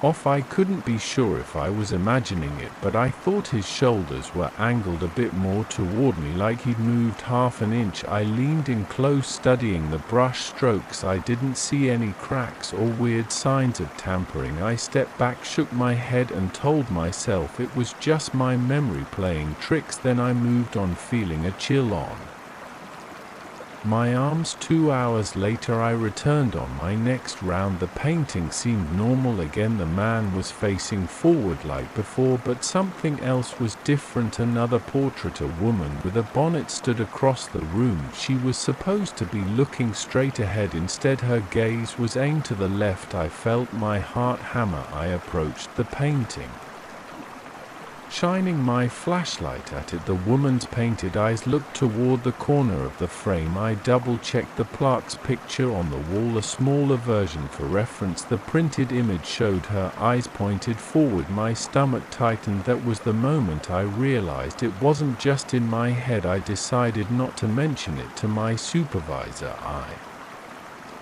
was new, and I figured nobody would believe me, so I kept it to myself for a while. I tried to ignore it, but each night more paintings changed. Sometimes a figure that was supposed to be sitting down looked like they were standing. Another time I found a painting where the background color shifted from dark green to a dull gray. It didn't make sense.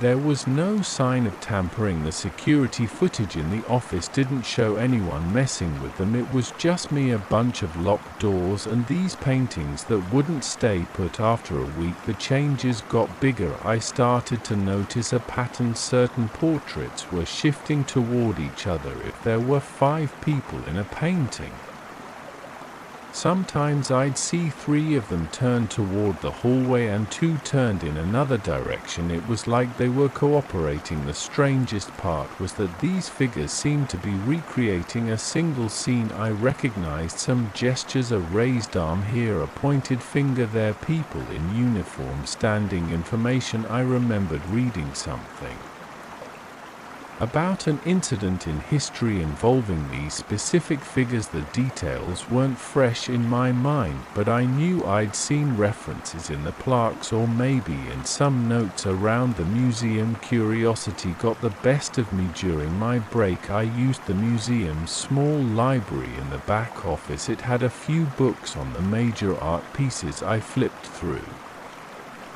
pages until I found a reference to a collection of colonial portraits that depicted a secret meeting. That meeting supposedly sparked a dangerous event, an attempted takeover of some local council hall centuries ago. The text described how a group of merchants, officials, and soldiers gathered at night to plan an attack on the city's trade routes. It led to unrest, but the records didn't say much else. I didn't see anything mentioning injuries or casualties. It just said it caused chaos in the region. The museum's collection apparently had a few paintings from that era, each featuring one of the people involved. That's when I realized that each portrait I'd been watching was part of that group. It clicked in my head that maybe these figures were trying to reenact that meeting. I didn't know how or why, but everything pointed to it. The paintings were lined up in the hallway in chronological order, and every time I walked past them they seemed closer to matching the positions described in the old text. My chest felt tight when I thought about it.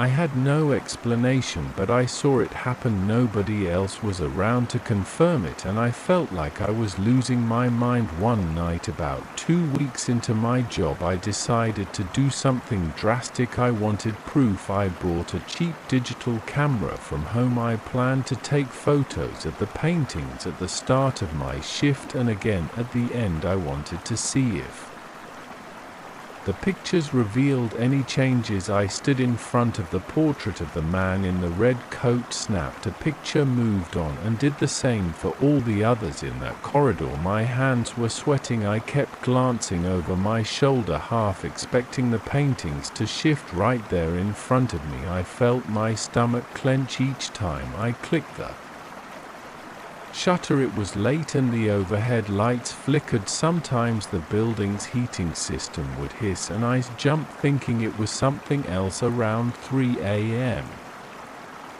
I pulled up the photos on the small screen of the camera. The difference was obvious in a couple of shots. A figure that was facing left in the first picture was facing right in the second. Another painting's background changed shade, but the images were a little blurry, and I didn't have a tripod or anything. Still, I had enough to confirm what I saw with my own eyes. These pieces were shifting. I wanted to act calmly, so I stored the camera in my locker and waited until morning. My shift ended at 6 a.m.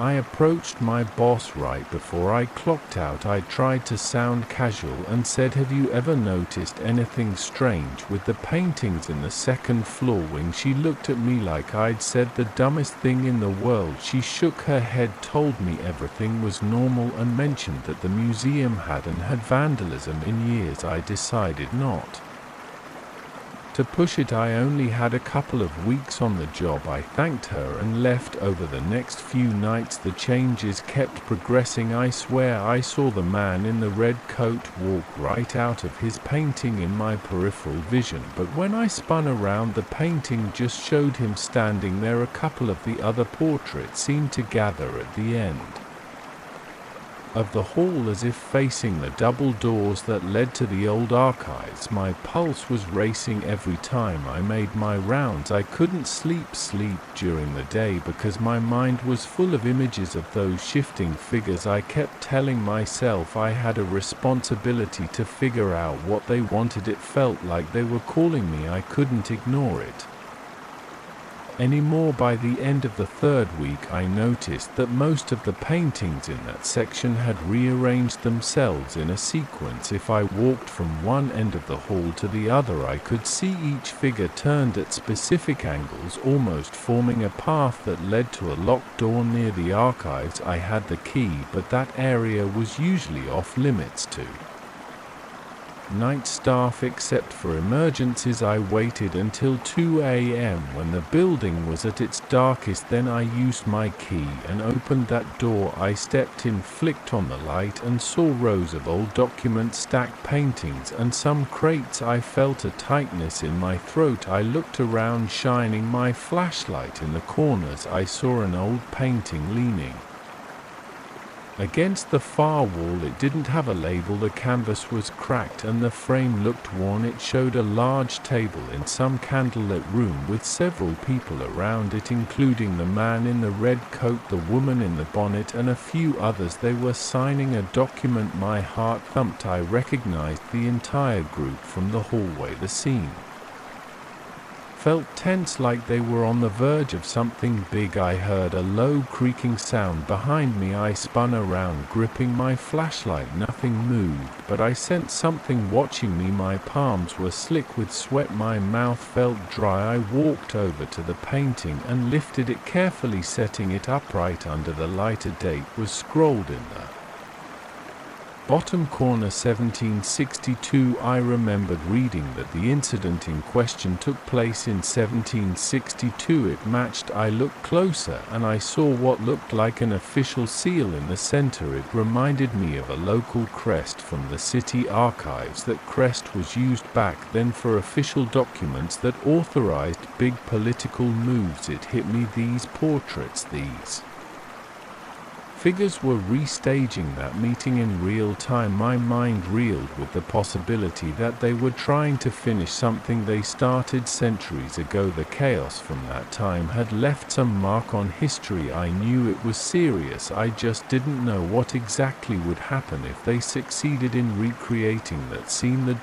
documents I read said their plan caused major problems in the trade sector. The city apparently fell into disarray for a while, though it didn't detail anything like violence or disasters, but it was enough to make me worry if the figures were moving again. Maybe they wanted to spark a similar event right here in the museum. I decided I couldn't just leave it alone. I had to stop them from finishing whatever they intended to do. I stayed in that archive room for the rest of my shift, guarding the painting. My heart raced each time I heard a creak or a thump in the corridors, but the painting didn't change while I watched it. As soon as dawn approached, I locked the door and returned the key. Then I clocked out without saying much. I barely slept that day. My mind kept spinning. The following night I arrived a bit earlier. I wanted to see if the figures in the hallway had moved closer. Sure enough, a few of them were now facing the archives door. The tension in my chest felt like a vice. I paced in front of them, shining my flashlight. I whispered, "You're not doing this."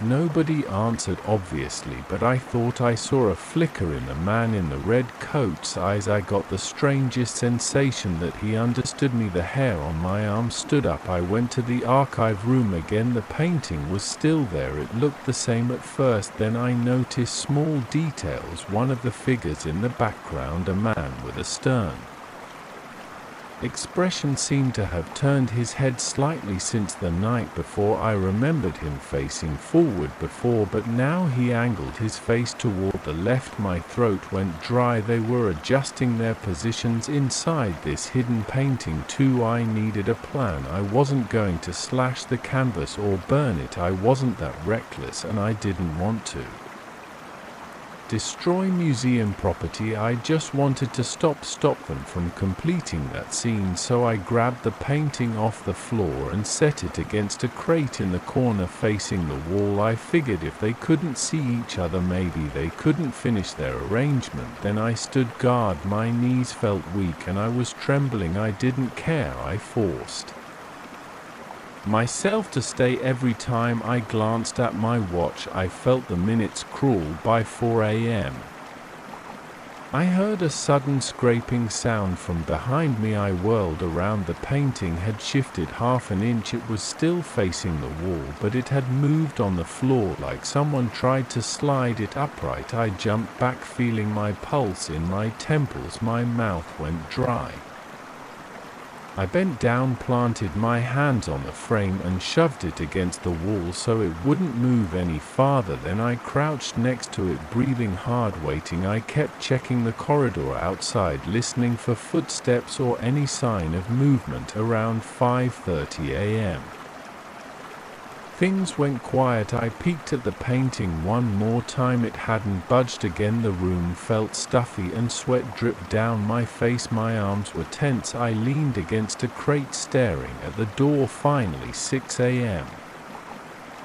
came. I locked everything up, put the painting back in the same corner and left it facing the wall. Then I clocked out. I kept this routine for the next few nights. Each night the hallway portraits tried to align themselves, but they didn't have that final painting to complete their scene. I made sure it stayed hidden in the I could feel the air in that wing turn heavier each night, like something was frustrated, but I stayed on top of it. The date on my phone said it was near the end of the month, and I couldn't help but wonder if there was some significance to that. Maybe they needed to finish by a certain date. I don't have the answer, but as the nights passed without the final painting joining them, the rest of the portrait seemed to slow their movements. By the end of the month, I didn't see any new changes. Since then it stayed quiet. I still work here and I still check those corridors. I haven't seen the painting shift in a while. I keep that final piece hidden facing the wall in the archive. Sometimes I feel it tugging on my mind, like it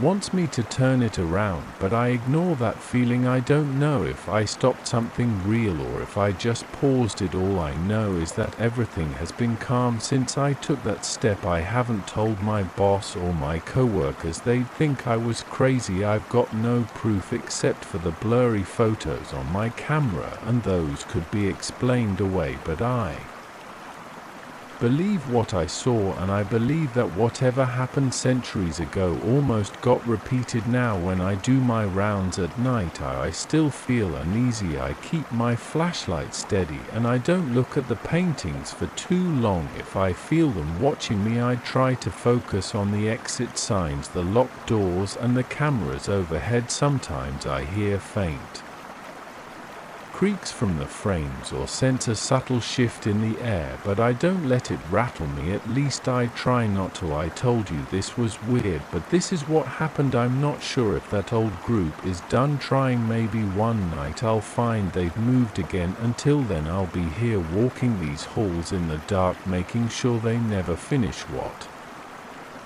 they started. I remember the exact day it started. I was standing in the small bathroom brushing my teeth after dinner. The station's fluorescent light flickered above me and the wind outside whipped against the thin walls. That wind never stops in the Andes. It battles the windows, whistles through every crack, and reminds me how far I am from everything else. I'm here alone, no other workers, no visitors, no immediate help. If something goes wrong, I'm used to that. I came here to study weather patterns and gather data, so solitude is just part of the deal. But that night something felt different. Something shifted in the air. I finished brushing my teeth and leaned forward to rinse my mouth. When I stood upright, I noticed my restful reflection in the mirror. It was me, but his movement felt a split second late. It wasn't obvious at first. I shrugged it off as my eyes playing tricks on me. I had been analyzing charts all day and straining my eyes. Maybe my mind was just tired. I switched off the light, left the bathroom, and tried not to think about it.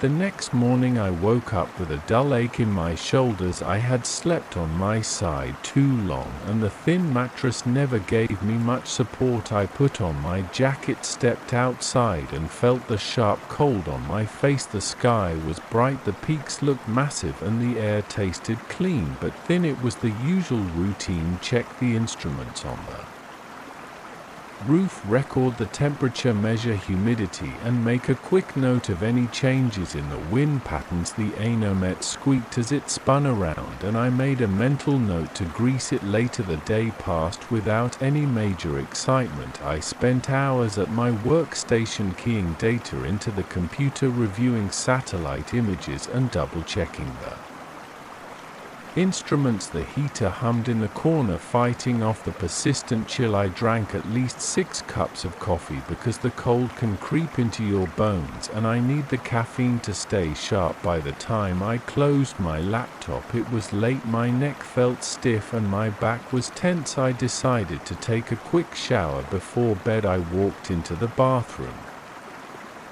turned on the light, and caught a glimpse of myself in the mirror again. That's when I noticed it a second time. My reflection turned its head just a little too late. It wasn't a big delay, but it was there. I froze. I stood there staring at my reflection for a good minute. My heart thumped in my chest and I felt sweat forming on my forehead. I lifted my hand in front of my face and the reflection did the same almost at the same time, but not quite. It was off by maybe half a second. I stepped closer and examined the mirror. It's an old mirror, a bit scratched around the edges. I pressed a finger against the glass and felt its cold surface. The reflection's finger lined up with mine, but it still felt out of SYC. I blinked, telling myself I was overtired. Maybe I'd been inside too long. Maybe my eyes were dry from the high altitude. I turned off the light, left the bathroom, and tried to ignore the jitters crawling up my spine. The next few days I kept a close eye on that mirror. The delay got worse. It wasn't constant. Sometimes it was barely noticeable.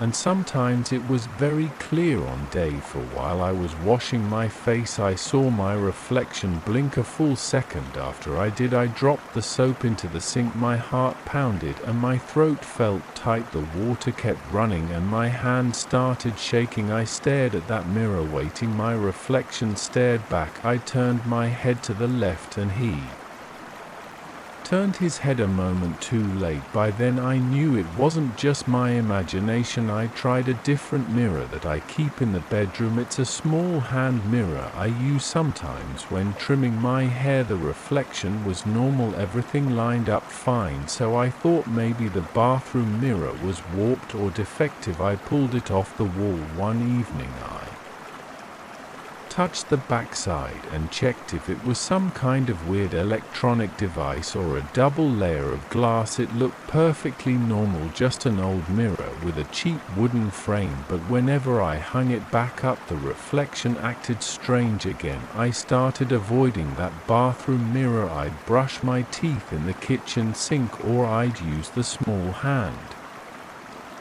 mirror to shave, but the problem didn't go away. If I accidentally glanced at the bathroom mirror while passing by, I'd see it. The reflection moved out of sync or stood still. When I moved it made my skin crawl. I couldn't understand why it was happening. I hadn't told anyone about it, obviously, because there was no one around and there wasn't a phone call or a radio transmission that would help me explain this. I thought about sending an email to one of my colleagues in the city, but what would I say? Hey, I think my mirror is broken because it's showing a delayed reflection. They'd think I was losing my mind. One night around 11 and I walked past the bathroom. The door was half open and the light was off. I felt this urge to look inside. I don't know why. The hallway was dimly lit by a small ceiling lamp. I stepped into the bathroom doorway and looked at the mirror. At first I only saw darkness, then my eyes adjusted. In the reflection I saw a shape. It was my own silhouette, but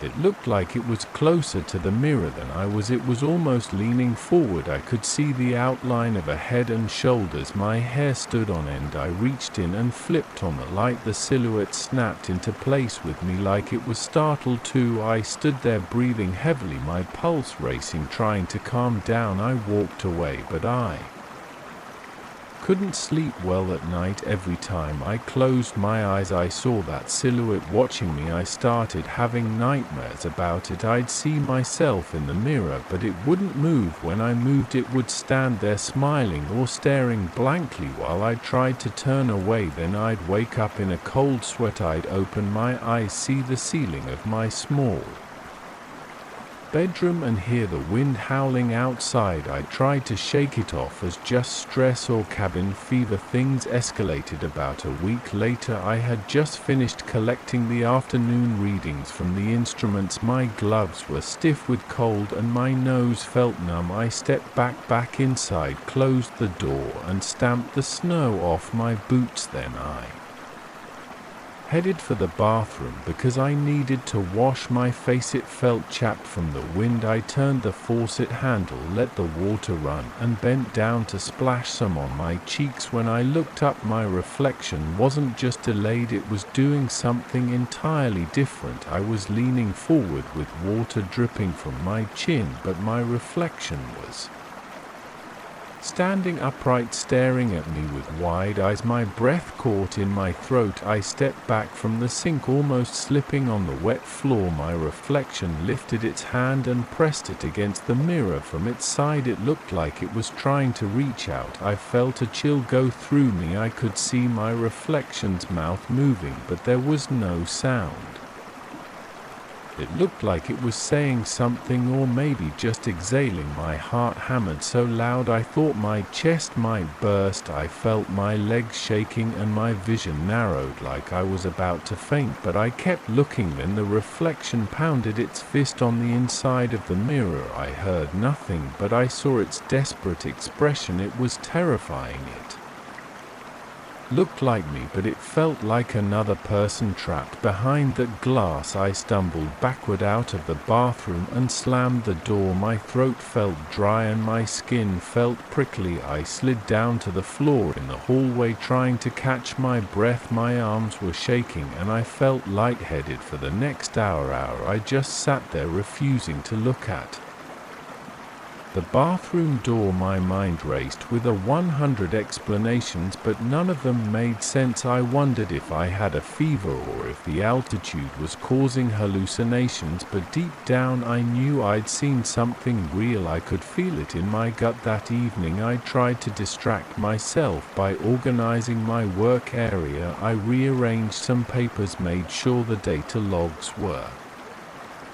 in order, and prepared a new set of charts. I didn't want to deal with the mirror, but the tension in my chest didn't go away. My thoughts kept drifting back to that reflection pounding on the glass around midnight. I couldn't handle it anymore. I needed to check again. I wanted to see if it was still happening or if it had been some bizarre trick of the light. So I grabbed a flashlight and approached the bathroom door. I felt sweat beating on my forehead. My palms were clammy. When I opened the door, the bathroom light was off, so I switched it on. The mirror showed me my normal reflection. I slowly moved my hand to the side and the reflection did the same. I leaned forward and it leaned forward. It was perfectly synchronized. I began to question everything I'd seen before, but as I was about to turn off the light, my reflection lifted its arms without me moving mine. It placed both palms on the mirror like it was trying to push through. I froze. My own arms were down at my sides. My reflection's face was twisted with fear or desperation. I could feel my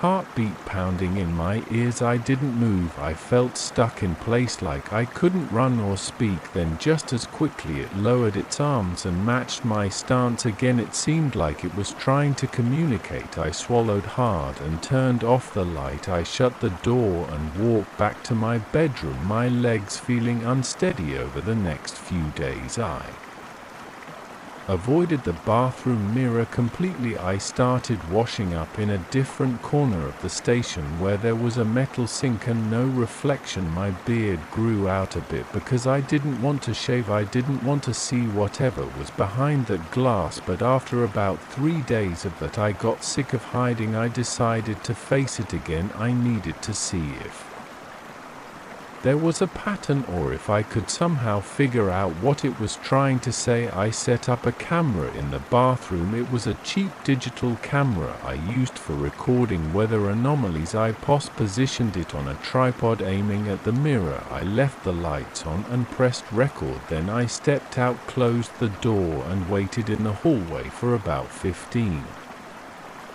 minutes. The entire time I felt my stomach churning. I kept glancing at my watch, tapping my foot, trying to decide how long I should wait. Finally, I stepped back inside, grabbed the camera and turned it off. I connected it to my laptop to check the footage. All I saw in the video was my reflection acting perfectly normal whenever I walked into view. No weird delays, no separate movements, just me, at least on the footage. Feeling frustrated, I decided to test it live. I went into the bathroom again, stood in front of the mirror and pressed record on the camera. I moved my arms up and down, blinked my eyes and even said a few words to see if anything odd happened. This time the reflection stayed in sync.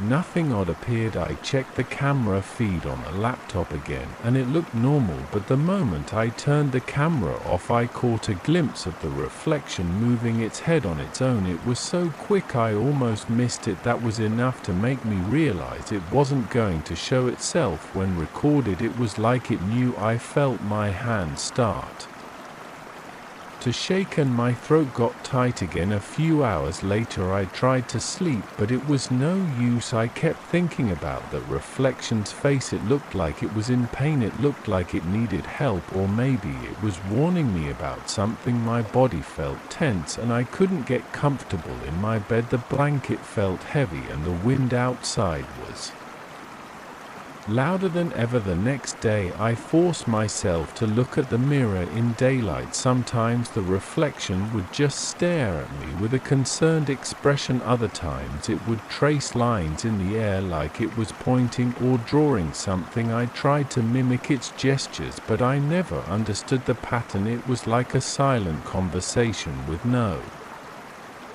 clear message. Each session would leave me drenched in sweat. My heart rate spiked. I'd have to walk away and breathe deeply, trying to steady my nerves. At one point the reflection started pressing its ear to the mirror like it was listening for something on my side. I leaned in and did the same, curious and scared at the same time. I didn't hear anything except my own breathing and the faint hum of the station electrical systems. Then the reflection pulled back and made a motion with its hands like it was turning an imaginary crank. I had no idea what that meant. My hands shook while I tried to repeat the motion. It shook its head like it was frustrated. My whole body was tense. I felt a knot in my stomach. Days have passed now and I still see it in that mirror. It's quieter when I ignore it, but if I look for more than a few seconds it starts making these gestures again. Sometimes it looks desperate and sometimes it looks angry or upset. I've tried searching for logical explanations, but nothing fits. I also tried covering the mirror with a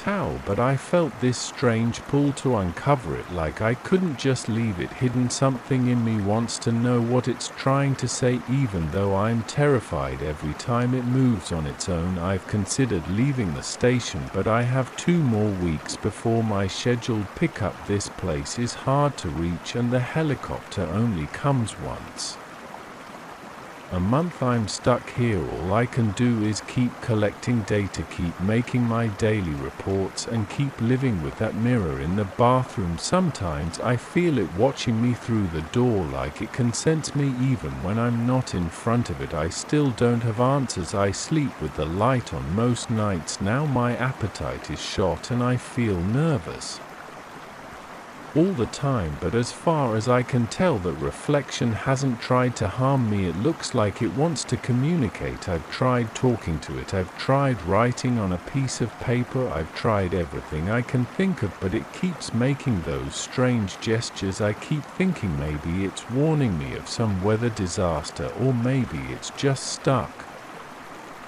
in another place. Either way, I can't do much but wait for my pickup date and hope I'm not losing my mind. That's all I can say for now. This is exactly what happened. No fancy descriptions, no hidden meaning, just a mirror reflection that doesn't follow the normal rules, and me, a weather scientist who can't leave until the helicopter arrives. My next step is to keep a close eye on it in case it changes again, or in case it finally tells me something I can understand. I don't know what else to do. All I know is that every time I see that reflection move on its own, my body reacts like I'm in danger. My heart races, my breath shortens, and I can't stop looking. It's like a fear I can't shake, but I can't ignore it either. I have to face it day after day until I can finally get out of here. That's what's happening to me right now in this isolated station in the Andes, and that's all I have to say. I got that Victorian dresser at a small auction outside the city. I thought it was going to be an easy flip. I restore antique furniture, so I'm always on the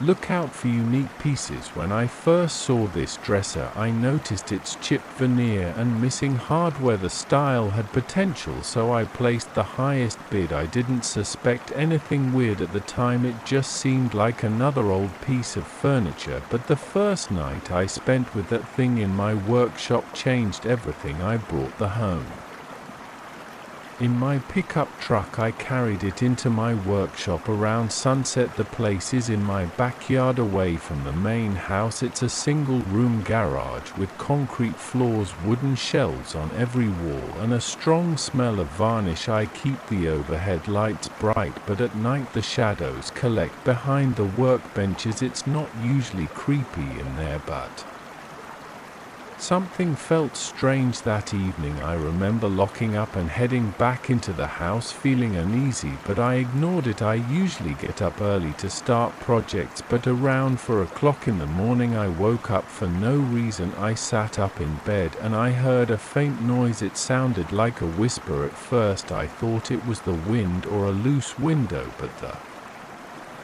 sound was too clear. I got out of bed, threw on a t-shirt and went to the window. It was quiet outside. The trees weren't moving, no wind. I stood there listening, nothing but silence. Then I heard it again, like someone talking under their breath. My heart started pounding. I forced myself to walk outside. The air was cool and the grass felt wet under my feet. I stepped into my workshop and turned on the lights. Everything looked normal, but I still felt off. I checked the dresser. Its top was covered with paint cans and sandpaper. I looked around the workshop. No one was hiding there. I tried to shake off the feeling and went back to bed. The next day, I started removing the old finish from the dresser. I used a chemical stripper which has a strong smell. My eyes watered a bit. My hands felt sticky through the gloves. I scraped off the varnish layer by layer. The wood underneath had a dark tone which was common in Victorian pieces. The drawer slides were uneven. I made a note to replace them. I worked until dinner, then locked up. That night I heard it again around the same time, 3 in the morning, a whisper. It sounded like my name. I sat up in bed, heart racing, arms tense. I tried to calm myself, but my mind was going wild. I walked to the workshop again. I opened the door and the smell of chemical stripper still lingered in the air. The fluorescent lights flickered for a second before turning on fully. The dresser sat in the middle of the room. Everything else was silent. I swallowed hard and stepped closer. I heard a whisper again, but this time it was louder. It seemed to come from inside the drawers. I felt sweat on my forehead. I felt shaky. I tried pulling the top drawer open, but it was stuck. My palms felt damp. My chest felt tight. I could hear my heartbeat. Then the whisper stopped. I stood there for a long time waiting for any other sound. Nothing. I eventually went back inside. I couldn't fall asleep for an hour or so. My thoughts kept spinning. Why would I hear a whisper calling my name? I convinced myself it was stress or a trick of the wind. The next morning I tried to stay busy. I replaced the drawer slide, sanded the frame and checked the corners for woodworm. I found a few holes, but nothing too serious. I felt that same uneasy tension in my stomach. I forced myself to push past it and keep working. When I locked up that night, I glanced over my shoulder at the dresser. It looked normal. Else in the workshop, the voice was coming from the dresser. I stumbled back and grabbed a nearby screwdriver. My hand shook. I stepped closer and demanded to know what was happening. The whisper answered, but it didn't say who or what it was. It just kept talking about me, listing things I did that I regret. My chest got tight and I felt tears in my eyes. I felt shame and fear at the same time. I yelled at the dresser to stop, but the whisper grew louder. It told me it had more secrets. It said it could share them with the world or keep them hidden. I stood there breathing hard, sweat rolling down my face, feeling trapped. After a minute the voice faded away. I stood in silence, panting and holding the screwdriver. I tried to calm my breathing, but my pulse was racing. My whole body trembled. I locked up again and went to the house. I didn't sleep. I sat on the couch staring at the wall, my mind racing. I tried to tell myself I was hallucinating. Maybe I inhaled too many chemicals, but everything felt too real. I remembered every word the dresser said. The next day I decided to check the dresser thoroughly. I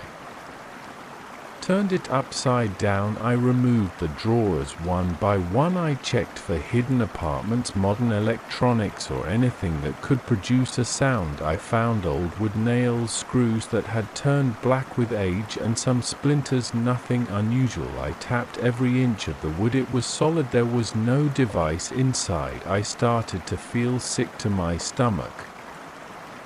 I had no logical explanation. I thought about returning the dresser to the auction house, but I knew they wouldn't take it back without a valid reason. Telling them it whispered secrets to me would make me look crazy. I paced around my workshop fighting with my thoughts. I tried to focus on simple tasks: cleaning my tools, vacuuming, sawdust, wiping down surfaces. The entire time I felt the dresser behind me, almost like it was watching me. That night I tried to stay up so I wouldn't be startled. I set an alarm for 2:45 a.m. I sat in the living room, coffee cup in hand, flipping through random TV channels. When the alarm went off, I felt a jolt of adrenaline. My stomach tightened. I walked outside in the dark. The moon was hidden behind thick clouds. I opened the workshop door, leaving the lights off. For a moment everything was quiet. Then I heard the whisper again. This time it spoke in a more direct tone. It said it wanted to make an offer. It said it had information that could ruin my life. It told me I should listen. My legs felt heavy. I forced myself to move. I turned on the light. The whisper stopped for a moment, like it was waiting for me to get closer. My hand shook. My pulse pounded in my ears. I took a few steps toward the dresser and braced myself against the workbench. My mouth felt dry. Then the whisper returned. It spoke about my future. It said it could help me get what I wanted if I cooperated. It mentioned a difficult situation I was in with some debts I had. It told me it had the power to fix that. My head spun. I felt dizzy. I asked it how. The whisper didn't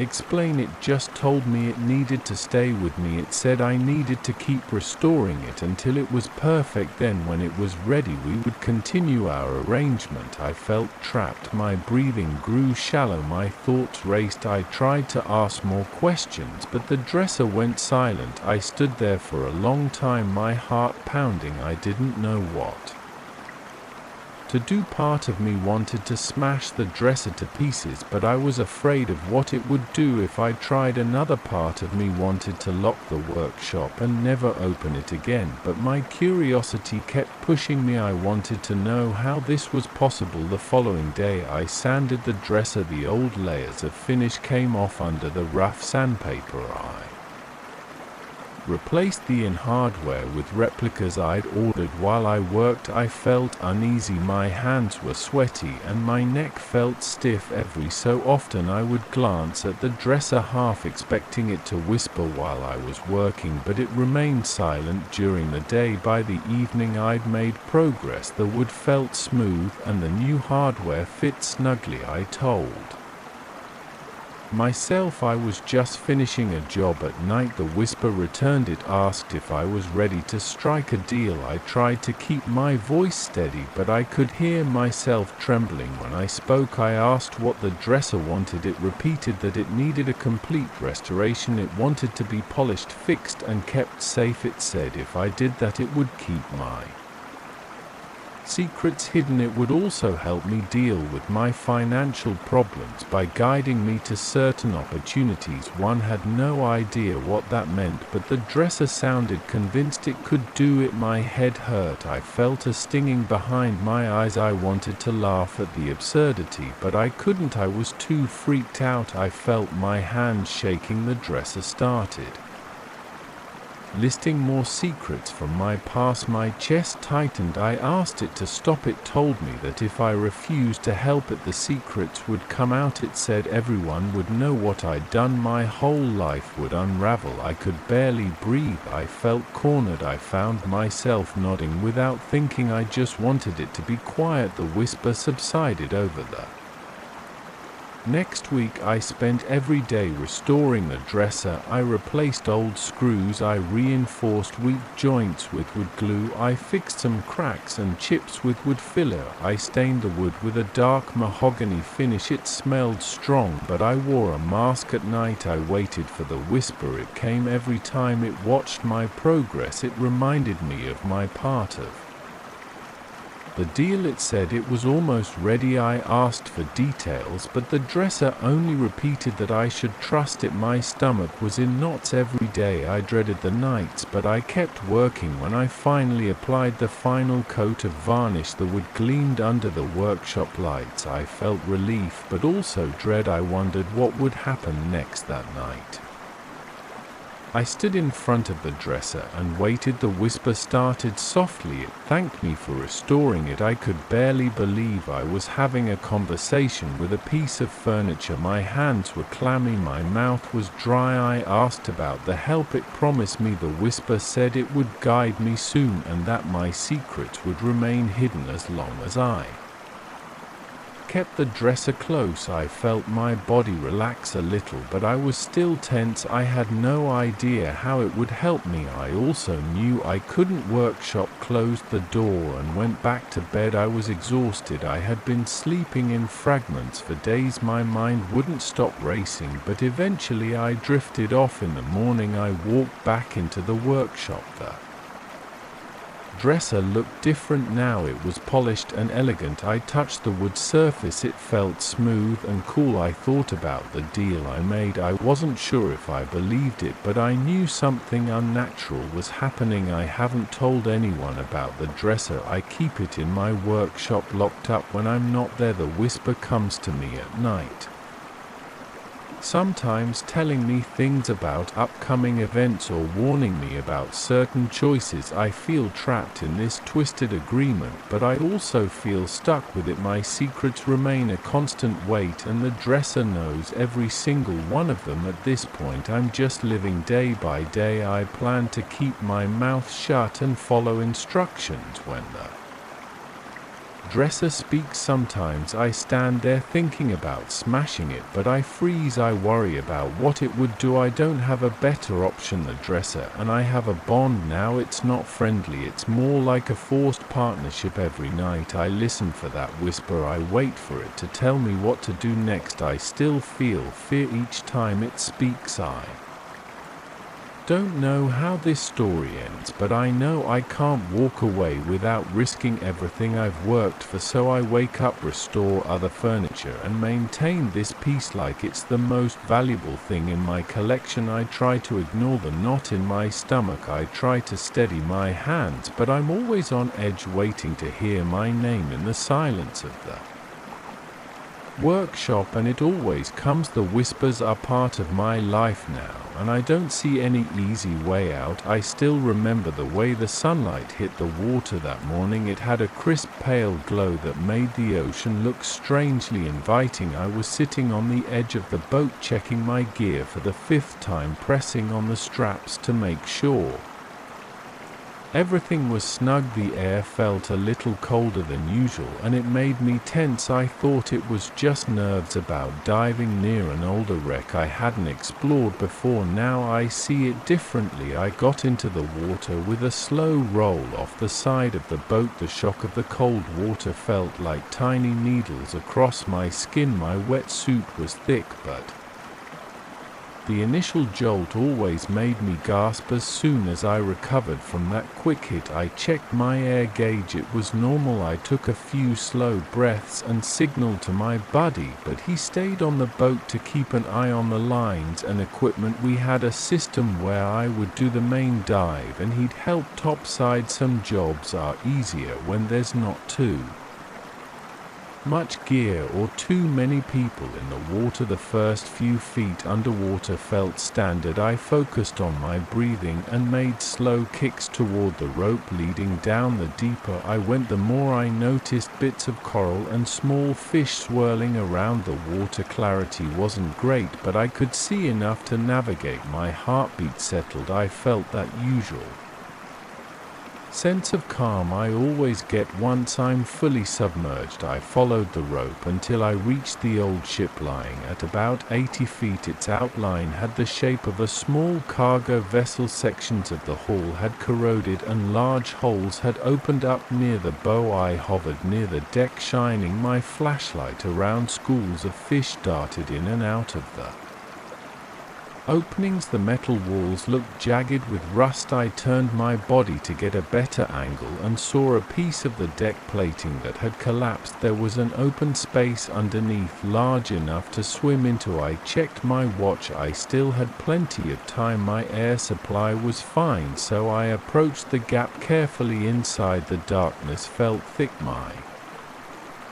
flashlight beam cut through it, revealing more piles of corroded metal. I moved in slow, deliberate motions, taking care not to bump into anything that might stir up silt or collapse. Pieces of rope were tangled around shattered crates. I swam over them, scanning the area. That's when I noticed a dull glint near a cluster of broken boards. It didn't look like normal cargo. I moved closer, angling my flashlight. I saw something that looked metallic, but it had a faint shimmer around it, almost like heat waves in the air, except I was underwater. I held my breath for a second. My lungs tightened. I blinked, trying to see more clearly. It definitely had some kind of distortion around it, which was bizarre. I got closer, my heart beating faster. Reaching out slowly, I brushed the sand and debris away. It looked like a spherical object about the size of a grapefruit. It felt heavy when I picked it up. It was smooth, dark gray, and felt cold to the touch, even underwater. I brought it close to my mask and tilted it in my hand. I saw faint lines carved into its surface. They didn't form any pattern I recognized. I felt an odd buzzing sensation in my fingers, like a slight vibration. It spread up my arm to my shoulder. I thought maybe my arm was weight of my gear, but it was coming from the sphere. My heart was pounding again. I decided to bring it up. I scanned the area once more. Nothing else looked interesting, so I swam back out through the gap. Once I was back on the boat, I handed the sphere to my buddy, who asked if it was some kind of device. He turned it over in his hand, said it felt like there was a faint humming to it. We stowed it in a watertight container and finished our routine. My breathing still felt unsteady. I couldn't stop thinking about that weird distortion I'd seen around the object, and how I could almost feel some kind of force around it, but I told myself not to overthink it. We headed back to shore. The ride took about an hour, and the entire time I kept glancing at that container. I had this feeling in the pit of my stomach, like when you realize you forgot something important but can't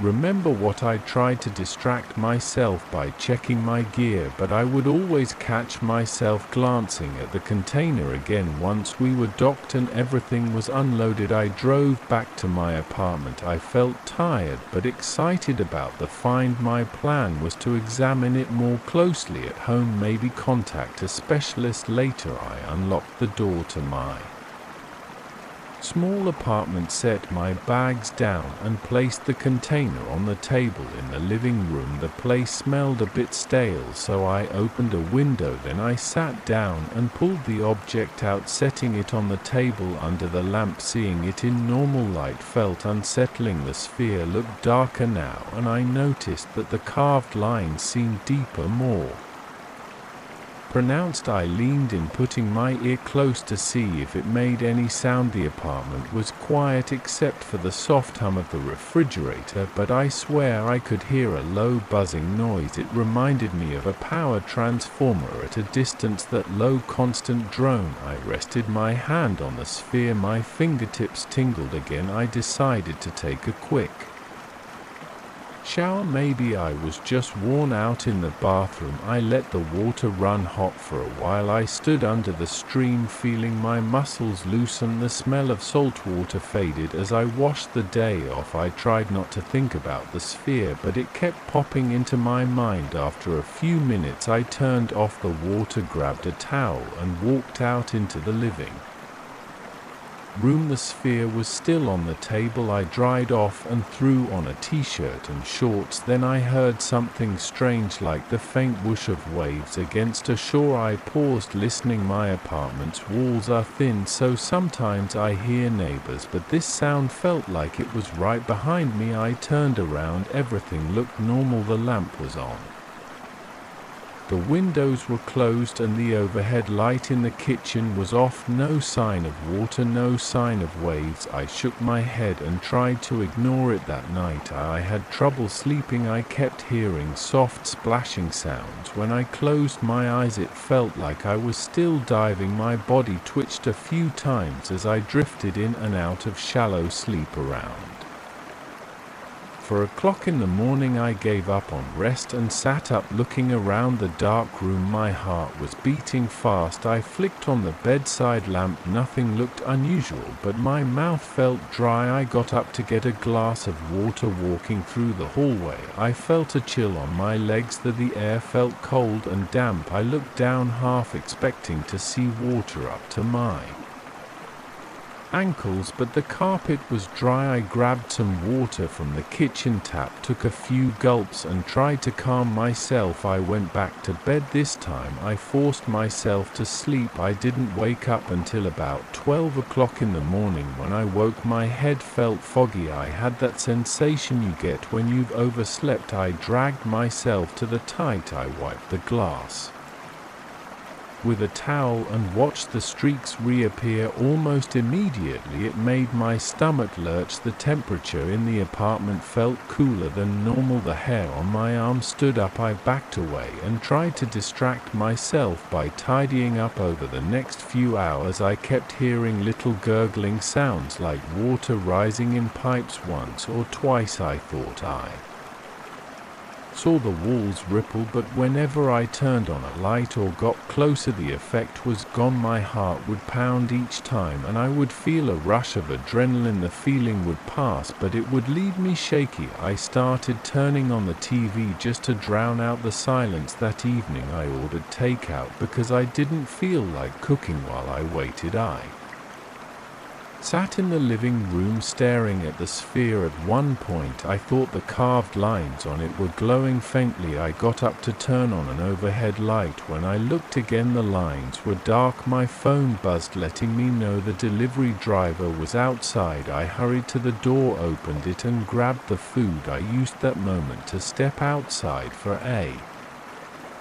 second. The hallway felt normal. No weird sounds, no dampness, no odd buzzing back inside, though the air smelled musty. I put the food on the kitchen counter, opened the container and started eating. Halfway through I glanced toward the living room. For a split second it looked like water was seeping from under the table. My heart jumped. I stood up, walked over and turned on every light I could. The floor was dry. My reflection in the TV screen looked tense, shoulders hunched. I forced myself to keep breathing slowly. Later that night I tried to relax on the couch, watch a movie and ignore the sphere. My body felt restless. My legs kept bouncing. I paused the movie halfway through and went to the bathroom. When I flicked the light on I saw a thin layer of water on the tiles, not enough to splash but enough to make the floor glisten. It reflected the bright overhead light. I froze. My pulse throbbed in my neck. I reached down, touched it. My fingers came back wet. I stood and looked at the sink, the toilet, the shower. Nothing appeared to be leaking. My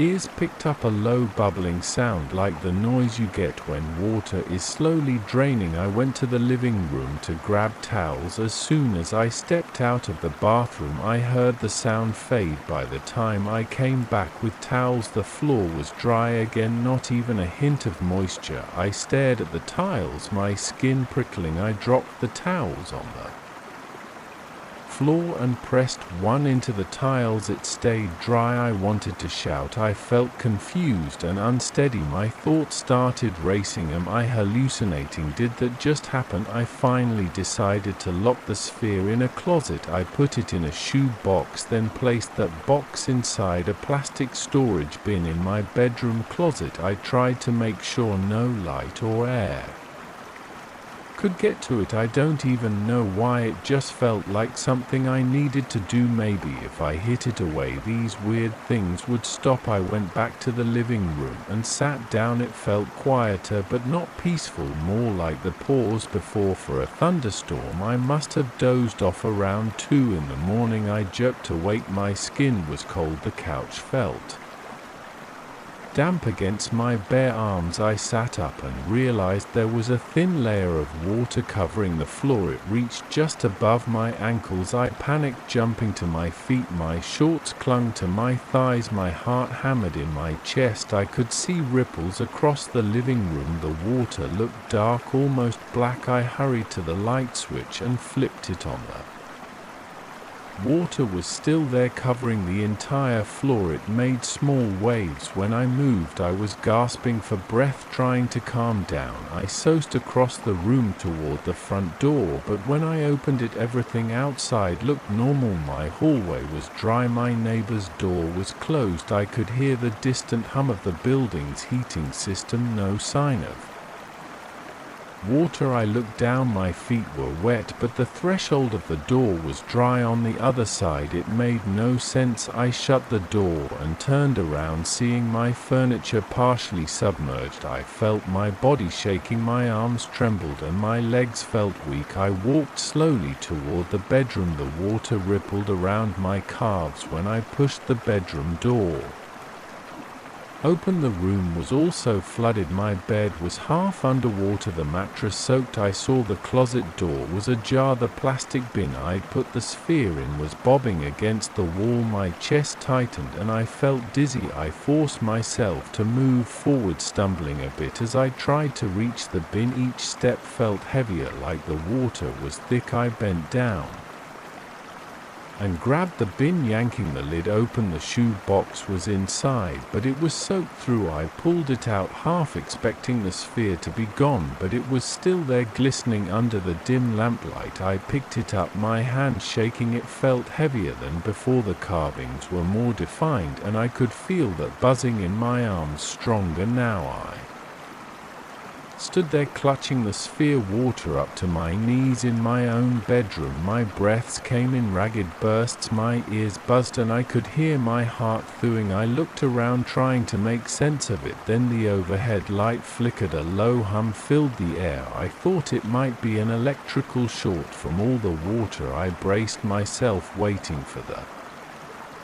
lights to go out, but they stayed on, flickering in and out. I walked to the bed and set the sphere on the mattress. Water soused around me. Then I realized the water was no longer cold. It felt lukewarm, like bath water. The flicker of the light made the water look murky. I reached for my phone on the nightstand, but it wasn't there, probably somewhere in the living room. I didn't want to go back there. My legs felt like gel. Suddenly the water level seemed to drop. I could see it receding, pulling back from the bed and the walls. Within a minute the floor was almost clear of water except for a few puddles. My clothes dripped, forming a small pool around my feet. I stared at the walls, noticing no damage, no water stains. The only sign that something had happened was the wet mattress and the droplets on my arms. I could smell a salty odor like the ocean. I stood there, chest heaving, trying to decide what to do next. My eyes landed on the sphere. I grabbed it again. It felt warm, now pulsing slightly. I walked to the window, thinking I should throw it outside, but I hesitated. Something about that idea made me feel uneasy, like it would make things worse. I glanced at the mirror on my closet door. I looked pale, my hair plastered to my forehead, my t-shirt clinging to my body. I heard another soft gurgle behind me. I spun around. Water seeped out from under the bed, spreading across the floor again. I backed away, gripping the sphere so tightly my knuckles turned white. The overhead light flickered once more, then steadied. My entire body felt tense. My heart was pounding so hard I could hear the rush of blood in my ears. At that point I had two options: stay here and try to figure this out, or get out of my apartment. I chose to run. I found my phone, jammed it into my pocket and headed for the door. The water soused around my ankles again, making me stumble. I gripped the sphere against my chest. As soon as I opened the door, the hallway was there, dry as always. The second I stepped over the threshold, I felt the water in my apartment vanish behind me. I heard a faint splash, like a wave receding. I shut the door, behind me and stood there panting, water dripping onto the hallway carpet. My arms HDHD. I could feel the pulse of the sphere through my shirt. I didn't bother locking up. I just walked down the corridor, leaving wet footprints. My plan was to get to my car and drive to a motel. I didn't want to leave the sphere behind because I was afraid the flooding might spread or cause more damage. When I finally reached my car, I tossed the sphere in the back seat. My clothes were soaked and the upholstery was going to stink, but I didn't care. I turned the key, started the engine, and drove away. My headlights lit up the road in front of me. I kept looking in the rearview mirror, half expecting to see the water creeping after me, but it was just dark pavement. I felt my limbs shaking, my body still on high alert. My throat was dry and my heart wouldn't slow down. I clenched the wheel, taking shallow breaths. The sphere sat silent in the back seat. I couldn't hear it buzzing anymore, but I sensed it. It made the hairs on my neck stand up. I haven't decided what to do next. I'm telling this as plainly as I can. My place was filling with water that vanished a moment later. I saw it with my own eyes. I felt it around my ankles, my knees. I heard it sloshing and I smelled the salt. That's the situation. I'm sitting in my car now outside a cheap motel. I'm still wearing damp clothes and I'm staring at that sphere in the backseat. My gut is twisted in knots. I don't know if sleeping here will help, but I'm pretty sure I won't get much rest. That's the full story so far. It all started with that dive, with me finding that sphere in a sunken ship. Now I'm seeing water where it shouldn't be. I'm hearing waves in my own apartment. I feel like I'm losing my mind, but the physical evidence, my wet clothes, the salt smell, the damp couch tells me this is happening. I'm going to figure out what this thing is and why it's messing with me, but for now I just need a few hours to catch my breath and try not to freak out. I remember the first time I saw that manuscript. It was late afternoon and the reading room was empty. I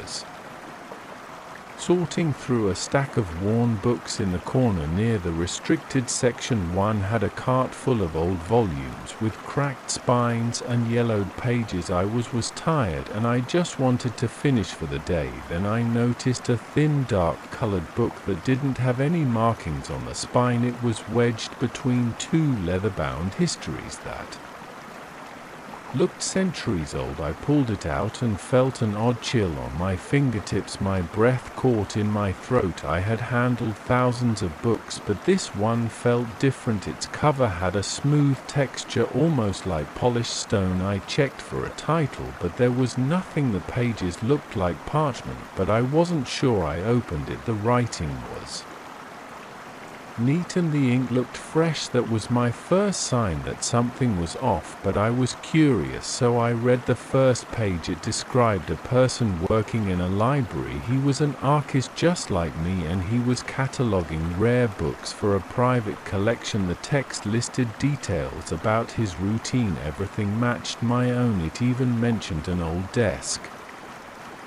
in the corner of the staff room where I usually kept my lunch. My stomach tightened, but I told myself it had to be a coincidence. I kept reading until I realized I was almost done with the entire text. Then I noticed a slight headache, like a dull pressure at my temples. The words started to look blurry. I blinked a few times and decided to stop. I placed the manuscript on top of my cart and pushed it back to my office. In my office, I set it on my desk and flipped through a few pages. Again, the text looked different from what I remembered reading moments ago. At first, I thought maybe I was too tired or I'd lost my place, but I recognized small changes. A sentence on the second page now said something about a noise in the hallway. I didn't remember that detail before. My hand started to shake. I closed the book, locked my office, and went home. That night I couldn't sleep. I kept thinking about that strange text and how it seemed to shift. I had no logical explanation. I tried to distract myself by watching something on my laptop. I told him I would fix My chest felt tight. After Harold left, I flipped further. My hands were shaking and my breath came in quick bursts. I read a few lines about a phone call from a friend I hadn't spoken to in months. It said I would hear from this friend about a favor. I slammed the book shut. I decided not to read more. I left it on the desk and forced myself to focus on routine tasks. Later that afternoon, my phone rang. It was an old friend from high school. He asked if I could help him move some furniture over the weekend. He sounded apologetic about calling out of the blue. I agreed, but my voice was shaky. I stood there for a while with my phone in my hand, staring at the locked door of my office. I felt a deep sense of unease in my chest. My heart fluttered. The manuscript was describing events in my life before they happened. My mouth went dry. I needed a glass of water, so I left my office again and went to the break room. My legs felt unsteady. I leaned on the counter, gulped some water, and tried to calm down. A wave of anxiety washed over me, and I thought I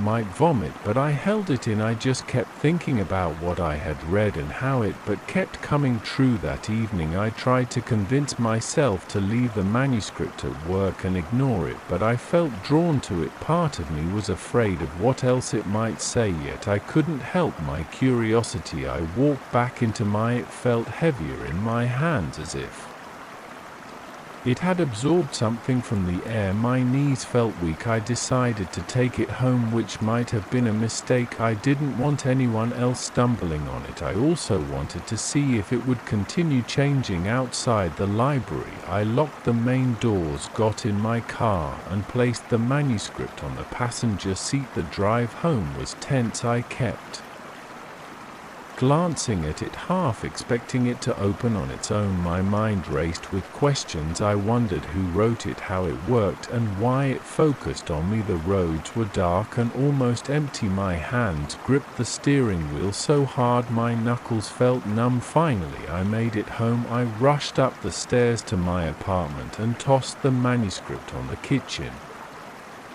table. I stared at it for a while. It looked harmless, but I knew it wasn't. I changed into more comfortable clothes, then sat at the table with the book in front of me. I rubbed my eyes, my head pounded, and my chest felt tight again. My curiosity won. I opened it to the first page. Now it mentioned me bringing it home. The text described the layout of my apartment, the paint peeling near the windowsill, and even the coffee mug I had left out that morning. My jaw clenched. I flipped to the last page I'd read earlier. It now featured a new line about me feeling a strange urge to read further. It was accurate. I felt that urge right then. I turned the page. It described me feeling a sudden chill in the room, which happened at that exact moment. I looked at the window, but it was closed. There was no draft, yet the room felt colder. My arms broke out in goosebumps. I stood up and paced around the kitchen. My mind was screaming at me to stop, but my pulse was racing with a dangerous kind of excitement. I sat back down and read more. The text mentioned that I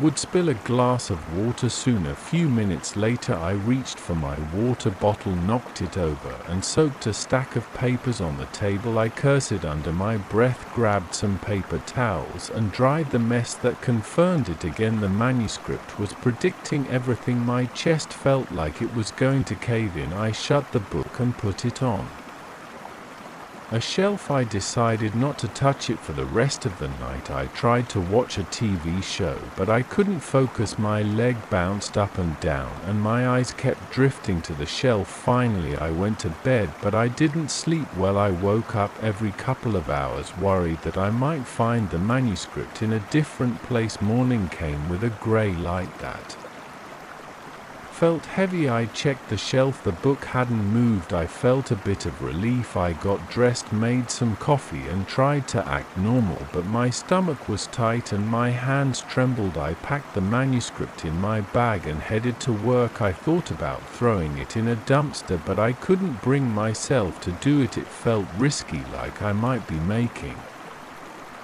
Something worse happened at the library. I locked it in a cabinet. I told myself I would leave it there and not open it for the rest of the day, but around lunchtime my chest felt so tight that I could hardly breathe. My thoughts kept returning to it, telling me to check if it had updated again. Finally I gave in. My heart pounded as I unlocked the cabinet and took out the book. I flipped through the pages, seeing if anything had changed. It had. It mentioned my plan to lock it away, my growing anxiety, and my return at lunchtime. It even said I would read about an upcoming visitor to the library who would ask for a rare document. I heard footsteps outside my office and a stranger knocked on my door. He asked if we had a record from the 1800s about local property lines. I told him I'd check. He thanked me and left. By now I felt lightheaded. I realized that each time I read the manuscript my real world shifted to match it, but there was more than that. Little details started changing around me. My desk chair had a rip in the fabric that I didn't remember. A portrait in the hallway was gone, replaced by a different painting. Harold mentioned a detail about the library budget that I'd never heard of. I felt trapped in this new version of my life. I started to panic. My hands felt clammy and my mouth was dry. I couldn't think straight. I wondered if destroying the manuscript would stop these changes. But what if it made everything worse? I sat at my desk staring at the closed book. I was afraid to look at it again, but I feared ignoring it as well. After a few minutes I decided to test something. I opened the book just enough to read a single sentence. It said I would throw my keychain in the hallway and not notice until someone returned it. I snapped the book shut, rushed out of my office and headed to the break room. My keychain fell out of my pocket on the way, but I didn't realize it. 5 minutes later Harold came in holding my keys. He said he found them near a cart of returns. My stomach twisted. The manuscript's control seemed absolute at that point. I felt a surge of anger. My heartbeat thundered and my breathing came in sharp gasps. I took the book and carried it down to the library's basement. I found an empty storage room with concrete walls and no windows. I locked the door behind me, turned on a single overhead light, and put the manuscript on a dusty table. My hands were sweaty. I felt my shoulders tense. I flipped open to the first blank page at the back. I wanted to see if I could alter it. I grabbed a pen and wrote, "I will leave this room and forget about the book forever." Nothing happened. The words didn't move or disappear. I flipped back to the earlier pages and they still described what had happened to me. I didn't see any new line about my attempt. My phone buzzed in my pocket and I nearly jumped. I checked it. Harold was calling to ask why the basement door was locked. He needed to get to a supply closet. My face felt hot. I told him I'd be right there. I closed the book, left it on the table, and walked out. I unlocked the door and Harold gave me a strange look, but he didn't ask any questions. The entire time my heart thumped so hard I felt a headache coming on. Now I keep thinking about the changes in my surroundings. Certain items in the library appear different every day. I spot details I can't explain, like a painting that looks new but has a plaque saying it's been there since before I was hired. My coworker Linda mentioned a training session. I don't remember when I checked my email. There was a threat about it. My name was on the attendee list. I had no memory of going. It's like my life is being rewritten piece by piece. I haven't opened the manuscript again, but I feel its presence in the basement every few hours. I sense a tug in my chest like I should go read it. I fight that urge. I keep hoping these changes will stop, but they haven't. The world around me keeps shifting in small ways, and I can't prove anything to anyone. They look at me like I'm losing it. I've avoided telling them the full story. It sounds insane, but I know it's real. I can see it in the everyday details that keep warping. It's all because of that manuscript, and now I don't know if it's Safer to read it or avoid it. I'm not sure how long I can stand this uncertainty. Each day I check the basement door to make sure it's still locked. It always is, but I feel a pull to unlock it and open the book again. I don't know if I'll be able to resist forever. For now I'm stuck in this limbo, wondering if the next small detail I notice will be the start of another chain reaction. My life is out of my control, and that feeling is worse than anything I've experienced before. I can't see a clear way out. Every time I close my eyes, I picture those shifting words on yellowed pages waiting to tell me what happens next. I still remember how my pulse sped up the first time I unlocked the front door of that old farmhouse. The paint on the walls looked dry and cracked, and the wooden floors gave off a dull creak every few steps. My car was parked outside on a gravel driveway, and the only other sounds I heard were the distant hum of insects and the shuffle of tree branches in the evening breeze. I carried my suitcase into the living room and set it down near a fireplace filled with cold ashes. I felt a slight sense of thrill as I realized this would be my place for the next few months. I wanted solitude, and I thought this place would let me focus on my next book. I had no idea I'd end up dealing with something more intense than writer's block. When I first walked around the house, I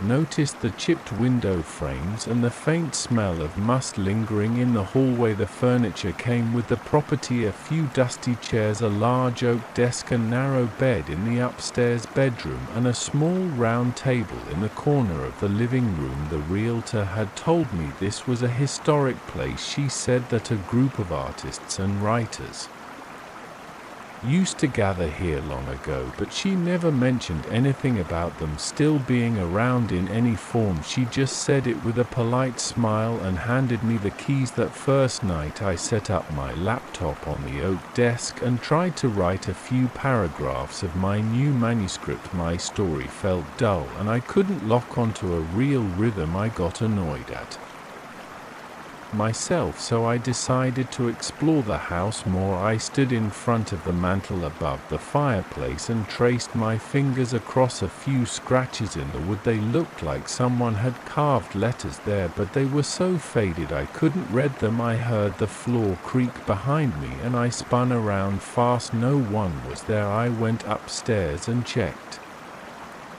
the single bedroom. The walls were a pale green, and an old wardrobe sat near the window. I dragged my feet over to it and found it empty. A slight draft came in from the edges of the window. It made the curtains flutter a bit. I felt uneasy, like someone was watching me, but I kept telling myself it was just the new environment. I was alone in a big place. At night I tried to ignore my nerves, sat on the bed and typed a few more words on my laptop. Then I heard something. It sounded like a faint voice downstairs, but I couldn't make out the words. I closed my laptop, stood up and walked to the staircase. I didn't see anything. The living room lights were still on and the fireplace looked the same. I walked around for a minute, then decided to go to bed early. The next day I woke up around 6 o'clock in the morning. I made some coffee using the small kitchen that was attached to the back of the house. The stove was old, but it worked. The place felt less eerie in daylight, and I spent most of the morning cleaning. I dusted shelves, wiped surfaces, and tried to air out the musty smell by opening the windows. At around noon I sat down at the desk again, determined to make progress on my book. I managed to get a page written, but I wasn't satisfied with the flow. I glanced around the room to distract myself, and that's when I saw a figure near the fireplace. It was a woman dressed in old-fashioned clothes. She wore a long skirt and a buttoned blouse. She stood there with her hands folded, looking down at the floor. I froze in my seat. I could feel my heart pounding and my palms got sweaty. She didn't move. I didn't hear breathing or any other sound. I stood up slowly, and as I took a step toward her, she faded. She didn't disappear instantly. She just blurred until she wasn't there anymore. I felt cold sweat on my forehead. I checked the time on my phone to make sure I wasn't dreaming. It was just afternoon and I was wide awake. I tried to make sense of what I had seen. It hadn't felt like a daydream. I walked to the spot near the fireplace, pressed my hand against the wall and looked around. There were no hidden projectors, no mirrors, no signs of any trick. It just felt normal, except I knew what I'd witnessed. My hands were still shaking, so I went outside to catch my breath. The fresh air helped me calm down. I noticed the house from the outside had a sagging roof near the back. Some of the shutters were missing. It looked like an old shell, but it didn't seem haunted at first glance, yet something was there. I went back inside after a few minutes. I didn't see anything else that day, but I felt the tension in my shoulders. That night I returned to my desk. I kept writing, but I couldn't ignore the memory of that figure around 9 p.m. I stood up to stretch. I heard faint music coming from the far corner of the living room. It sounded like a piano melody, soft and slow. My chest tightened and I felt a prickle at the back of my neck. There was no piano in the house and I couldn't locate any device that would play that sound. I walked toward the corner and that's when I saw a second figure. It was a man in a loose shirt standing near a small group of people who seemed to be sitting in chairs. I blinked hard, but they didn't vanish. They were semi-transparent, like a light haze was passing through them, but I could see their shapes and details clearly enough. I could see one man holding a quill pen, another person, a woman, was reading from a small book. The man in the loose shirt tapped his foot in time with the piano music I heard. I couldn't see the piano itself, but the music felt real, as if it surrounded us. I didn't move and I tried to slow my breathing. My heart was hammering and I felt my stomach clench. I thought about running outside, but something kept me there. I watched them. They seemed to be in their own moment, not noticing me. Then, after maybe 20 seconds, the scene faded, the music vanished. I was left standing in a silent room again. I walked to the mantel and sat on the floor, my back against the wall. I felt a slight ache in my knees. I leaned forward and looked at the dusty floorboards. I whispered to myself, "What is going on?" My voice sounded weak in the empty room. I couldn't sleep that night, so I paced around the house, stepping over old rugs, checking the windows and seeing if there was anything outside. There was nothing but moonlight and the vague outline of trees in the yard. Over the next few days, these events became more frequent. In the late afternoon or early evening, I'd catch glimpses of these old-fashioned people appearing in the living room or near the fireplace. Sometimes I heard a violin, sometimes a poet reciting lines, sometimes the rustle of papers. Each time they repeated the same actions: reading, writing, playing music, sharing words with each other. They seemed caught in a loop. They never acknowledged me. It was like they were reenacting a gathering that happened decades ago. One evening I tried something different. I sat down at my desk and began to write a scene describing a man in old clothes standing near the fireplace. I wrote down everything I had seen. While I typed, I noticed a faint glow in my peripheral vision. When I looked up, I saw that same man appear again, but this time he turned his head toward me, almost as if he heard me tapping on the keys. My skin prickled and I felt a jolt in my chest. I kept writing, describing him in more detail: his shoes, his hair, the lines on his face. He didn't vanish. He stood there like he was waiting. I got an idea. I started describing a conversation. I wrote something like, he takes a step toward my desk and says, "Why are you here?" Right after I finished typing that sentence, I heard a faint whisper, "Why are you here?" I jumped up, knocking my chair back. My heart pounded and my arms shook. He had repeated the line I typed, then he vanished. I stood there breathing fast. My throat felt dry. My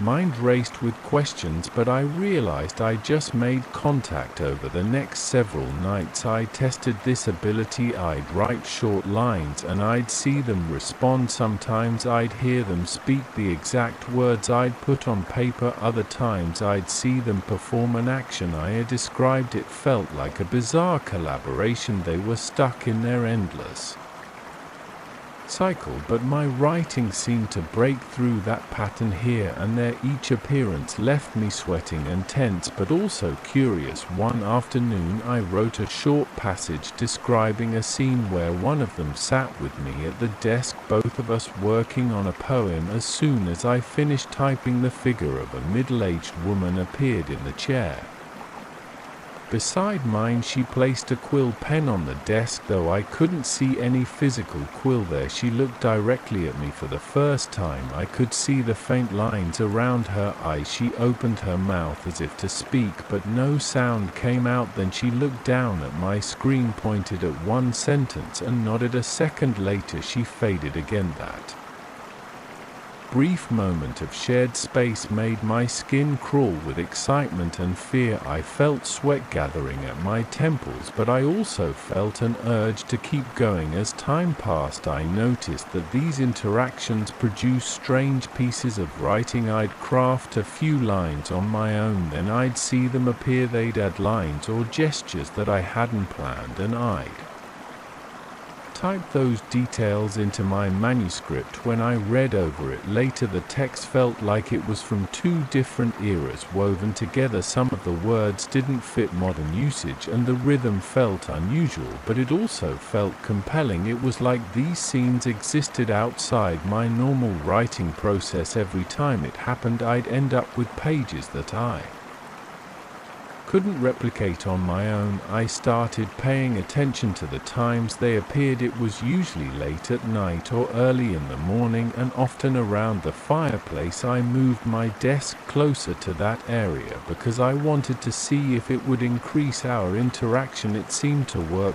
One night I wrote a line describing a small group gathering around the hearth discussing a new story. Three figures appeared in front of me. One tapped his foot on the floor, another flipped through a thin booklet, and the third kept gesturing with her hands as if she was emphasizing a point. I typed everything I saw. My fingers felt shaky on the keyboard, but I managed to keep going. After a few minutes they turned toward me. I sensed they wanted me to join their conversation. My breathing grew shallow, and I felt a tightness in my chest.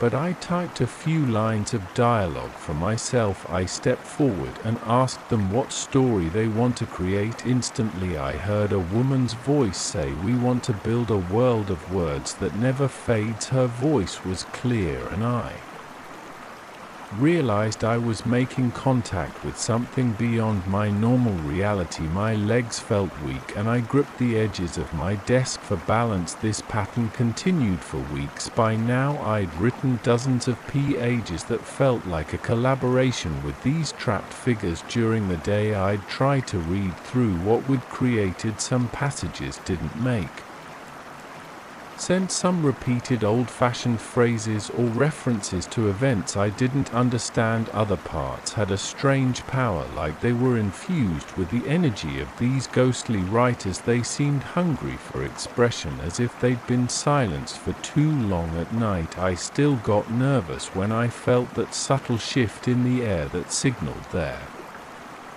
arrival. My pulse would jump and I'd feel a knot form in my stomach. I kept telling myself I'd pack up and leave if things got too intense, but each new interaction pulled me deeper into the process. I'd see them appear, I'd write, they'd respond, I'd record the outcome. My days blurred. I spent most of my time in that living room, not even bothering to explore the rest of the property. One evening I noticed something different. The group seemed to expand. I counted at least 6 people in the room. I heard more instruments, more quiet chatter. They were all writing, composing, or reading something. A few of them actually turned to me in unison. I felt sweat run down my back and my hands tingled with Anxiety. I typed a question, is there an end to your work here? One man answered, we move without rest, we cannot finish. I heard his voice directly, like he was speaking next to me. Then he looked at me with tired eyes, his figure shimmered a bit. I took a shaky breath and typed another question, what happens if we complete something together? He paused,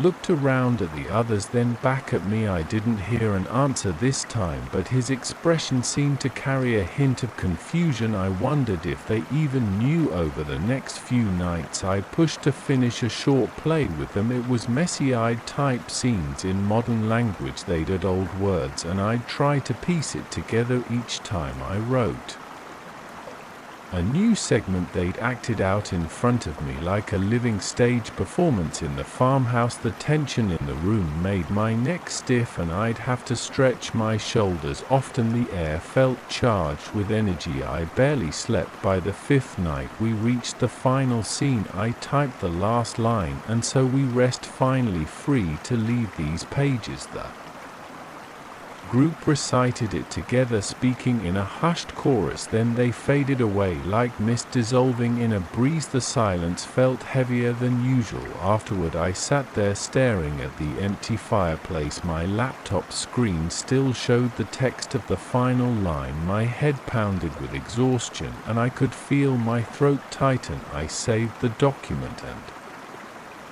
closed the laptop. I waited, but they didn't reappear that night. I slept a solid 9 hours without interruption. When I woke up, the house felt different. The air felt lighter, and I didn't sense that underlying tension I'd grown used to. I walked through each room, stepping on the creaky boards, checking corners, opening closets. Nothing felt unusual anymore. I returned to my desk, opened my laptop, and read the short play. I couldn't believe how strange it was. It had lines in archaic English, odd scene directions, and references to older styles of dress and music, but it was complete. I read through it, half expecting them to appear again. They didn't. For the next few days I tried to summon them by writing new lines, but the house stayed quiet. I felt a mix of relief and disappointment. I realized that whatever loop they were in might have ended when we finished the play together. I stood by the fireplace one last time, looking at the mantel. My body felt a bit shaky, thinking about everything that had happened. There were no new voices, no shimmering figures. Just me alone in that dusty house, staring at the scratched wood. I decided it was time to leave. I packed my bags and loaded them into my car. Before I locked up, I paused at the front door. I turned around and spoke softly into the empty living room. Thank you. Then I walked out, closed the door, and felt the gravel shift under my shoes as I headed to the car. I drove off, carrying with me a piece of work I could never have created on my own. I lost my job on a Friday afternoon. The company boss shook my hand in a cramped office and said some formal words I barely remember now. My head felt hot and my chest felt tight. That weekend I opened a letter from a law firm. It said I had inherited a large house from a distant relative I never met. I had nothing better to do and nowhere else to go, so I packed up my few things and drove out to see the place for myself. The house stood on the edge of a small town with narrow streets and old fences. The sky looked dull that day and the air felt heavy. When I pulled up, I saw a worn metal gate that creaked when I pushed it open. Dry leaves crunched under my shoes. I stared at the front of the house, noticing cracks in the walls and chipped paint around the windows. The porch sagged a bit on one side. A gust of wind made the boards rattle. I swallowed hard and checked my phone, but there was no signal. I told myself I could handle it. I stepped inside and set my bags by the front door. The front hallway smelled musty, like old paper and damp fabric. My eyes watered from the dust. There was a wide staircase to the left and a dark corridor leading to the back. The place felt dead in a way I couldn't explain. The rooms had tall ceilings, peeling wallpaper and unbroken light fixtures, a few chairs and table sat around laid in dust. I tried to flip a switch near the door, but the lights didn't come on. I sighed and reached for a flashlight in my bag. That first evening I ate a quick meal of canned soup in the front parlor. I set up a small LED lamp on the table. Its weak light hit the old wallpaper, making the colors look even more faded. The house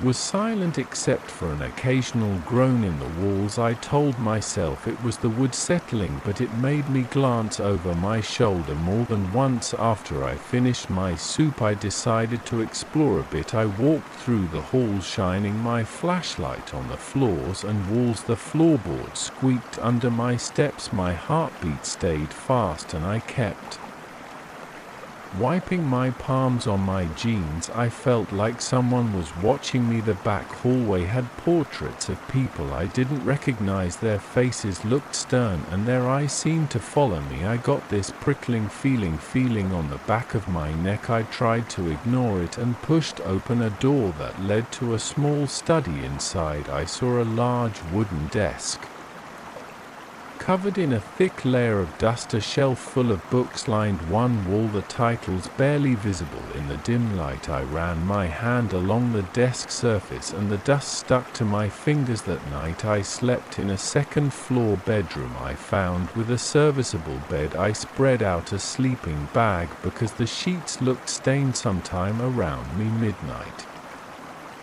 I jolted awake. I heard footsteps in the hallway, slow steps like someone not sure where they were going. I stared at the door, my heart pounding in my chest. The steps stopped for a moment, then continued. I was sure I had locked the front door, and I hadn't seen anyone else. When I explored, my mouth felt dry, and I blinked in the darkness, trying to focus.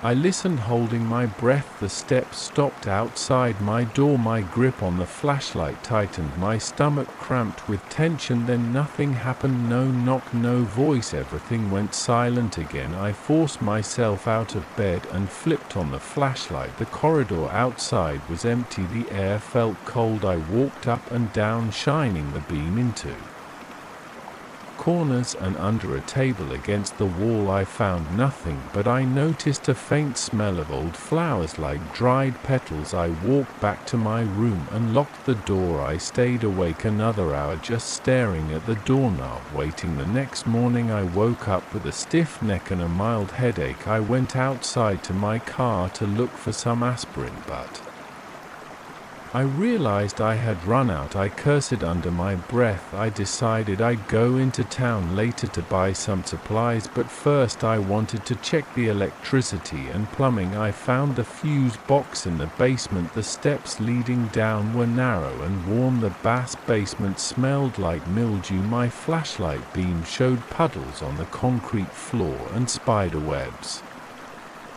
In the corners I saw the fuse box against a brick wall. I flicked a few switches, but I had no idea what I was doing. After a few attempts I got some lights to flicker upstairs. That would have to do for now. By afternoon I tried to clean a couple of rooms. I put on some old gloves and grabbed a broom. Dust flew everywhere, making me cough. I could hear the wind outside rattling the windows. My mind kept going back to the footsteps from the night before. I tried to convince myself it was just the house settling, but it sounded too much like a real person walking. I felt on edge, but I kept sweeping until I found some old journals under a chair in the study. These journals looked like property records, all logs of events that had happened in the house over the years. They had dates and names, but many pages were unreadable because of water damage. I flipped through them, noticing entries about strange noises, sightings of shapes in the corridors, and mentions of a hidden room somewhere in the house. The handwriting was formal and the ink had faded. One entry mentioned a ceremony that took place in the eastern wing, but there were no details. Another entry talked about hearing voices in the attic. My skin crawled as I read. I shut the journal and stuffed it in my bag to read later. That evening I tried to turn on a couple of old lamps around the house. The bulbs flew live, but at least I didn't have to rely entirely on my flashlight. I heated some more soup on a portable stove I'd brought. While I ate, I kept glancing toward the corridor. Every small noise made me tense. The walls creaked, pipes clanked once or twice, and the wind whistled outside. Around 10 o'clock I started hearing those same footsteps again. They came from upstairs. They were slow, uneven. I felt sweat gathering on my forehead. The hairs on my arms stood on end. I turned off the stove and grabbed my flashlight, heading up the stairs. My legs felt shaky. I clenched my jaw, trying not to make a sound. When I reached the top, I heard nothing. I checked the rooms one by one. My flashlight beam exposed bare floors and dusty corners. In one room I saw an old mirror propped against the wall. Its surface was spotted with black patches from age. As I swung the light around, I thought I caught a glimpse of movement in the mirror, like a shape passing behind me. I spun around, shining my flashlight behind me, but there was nothing there. My breath caught in my throat. I walked over to the mirror and touched the frame. It felt cold and smooth, covered in a thin film of dust. I backed out of the room and closed the door. I went into another bedroom with a trunk in the corner. The trunk was locked, but the lock looked rusty. I gave it a good tug and it snapped inside. Like and subscribe for 4.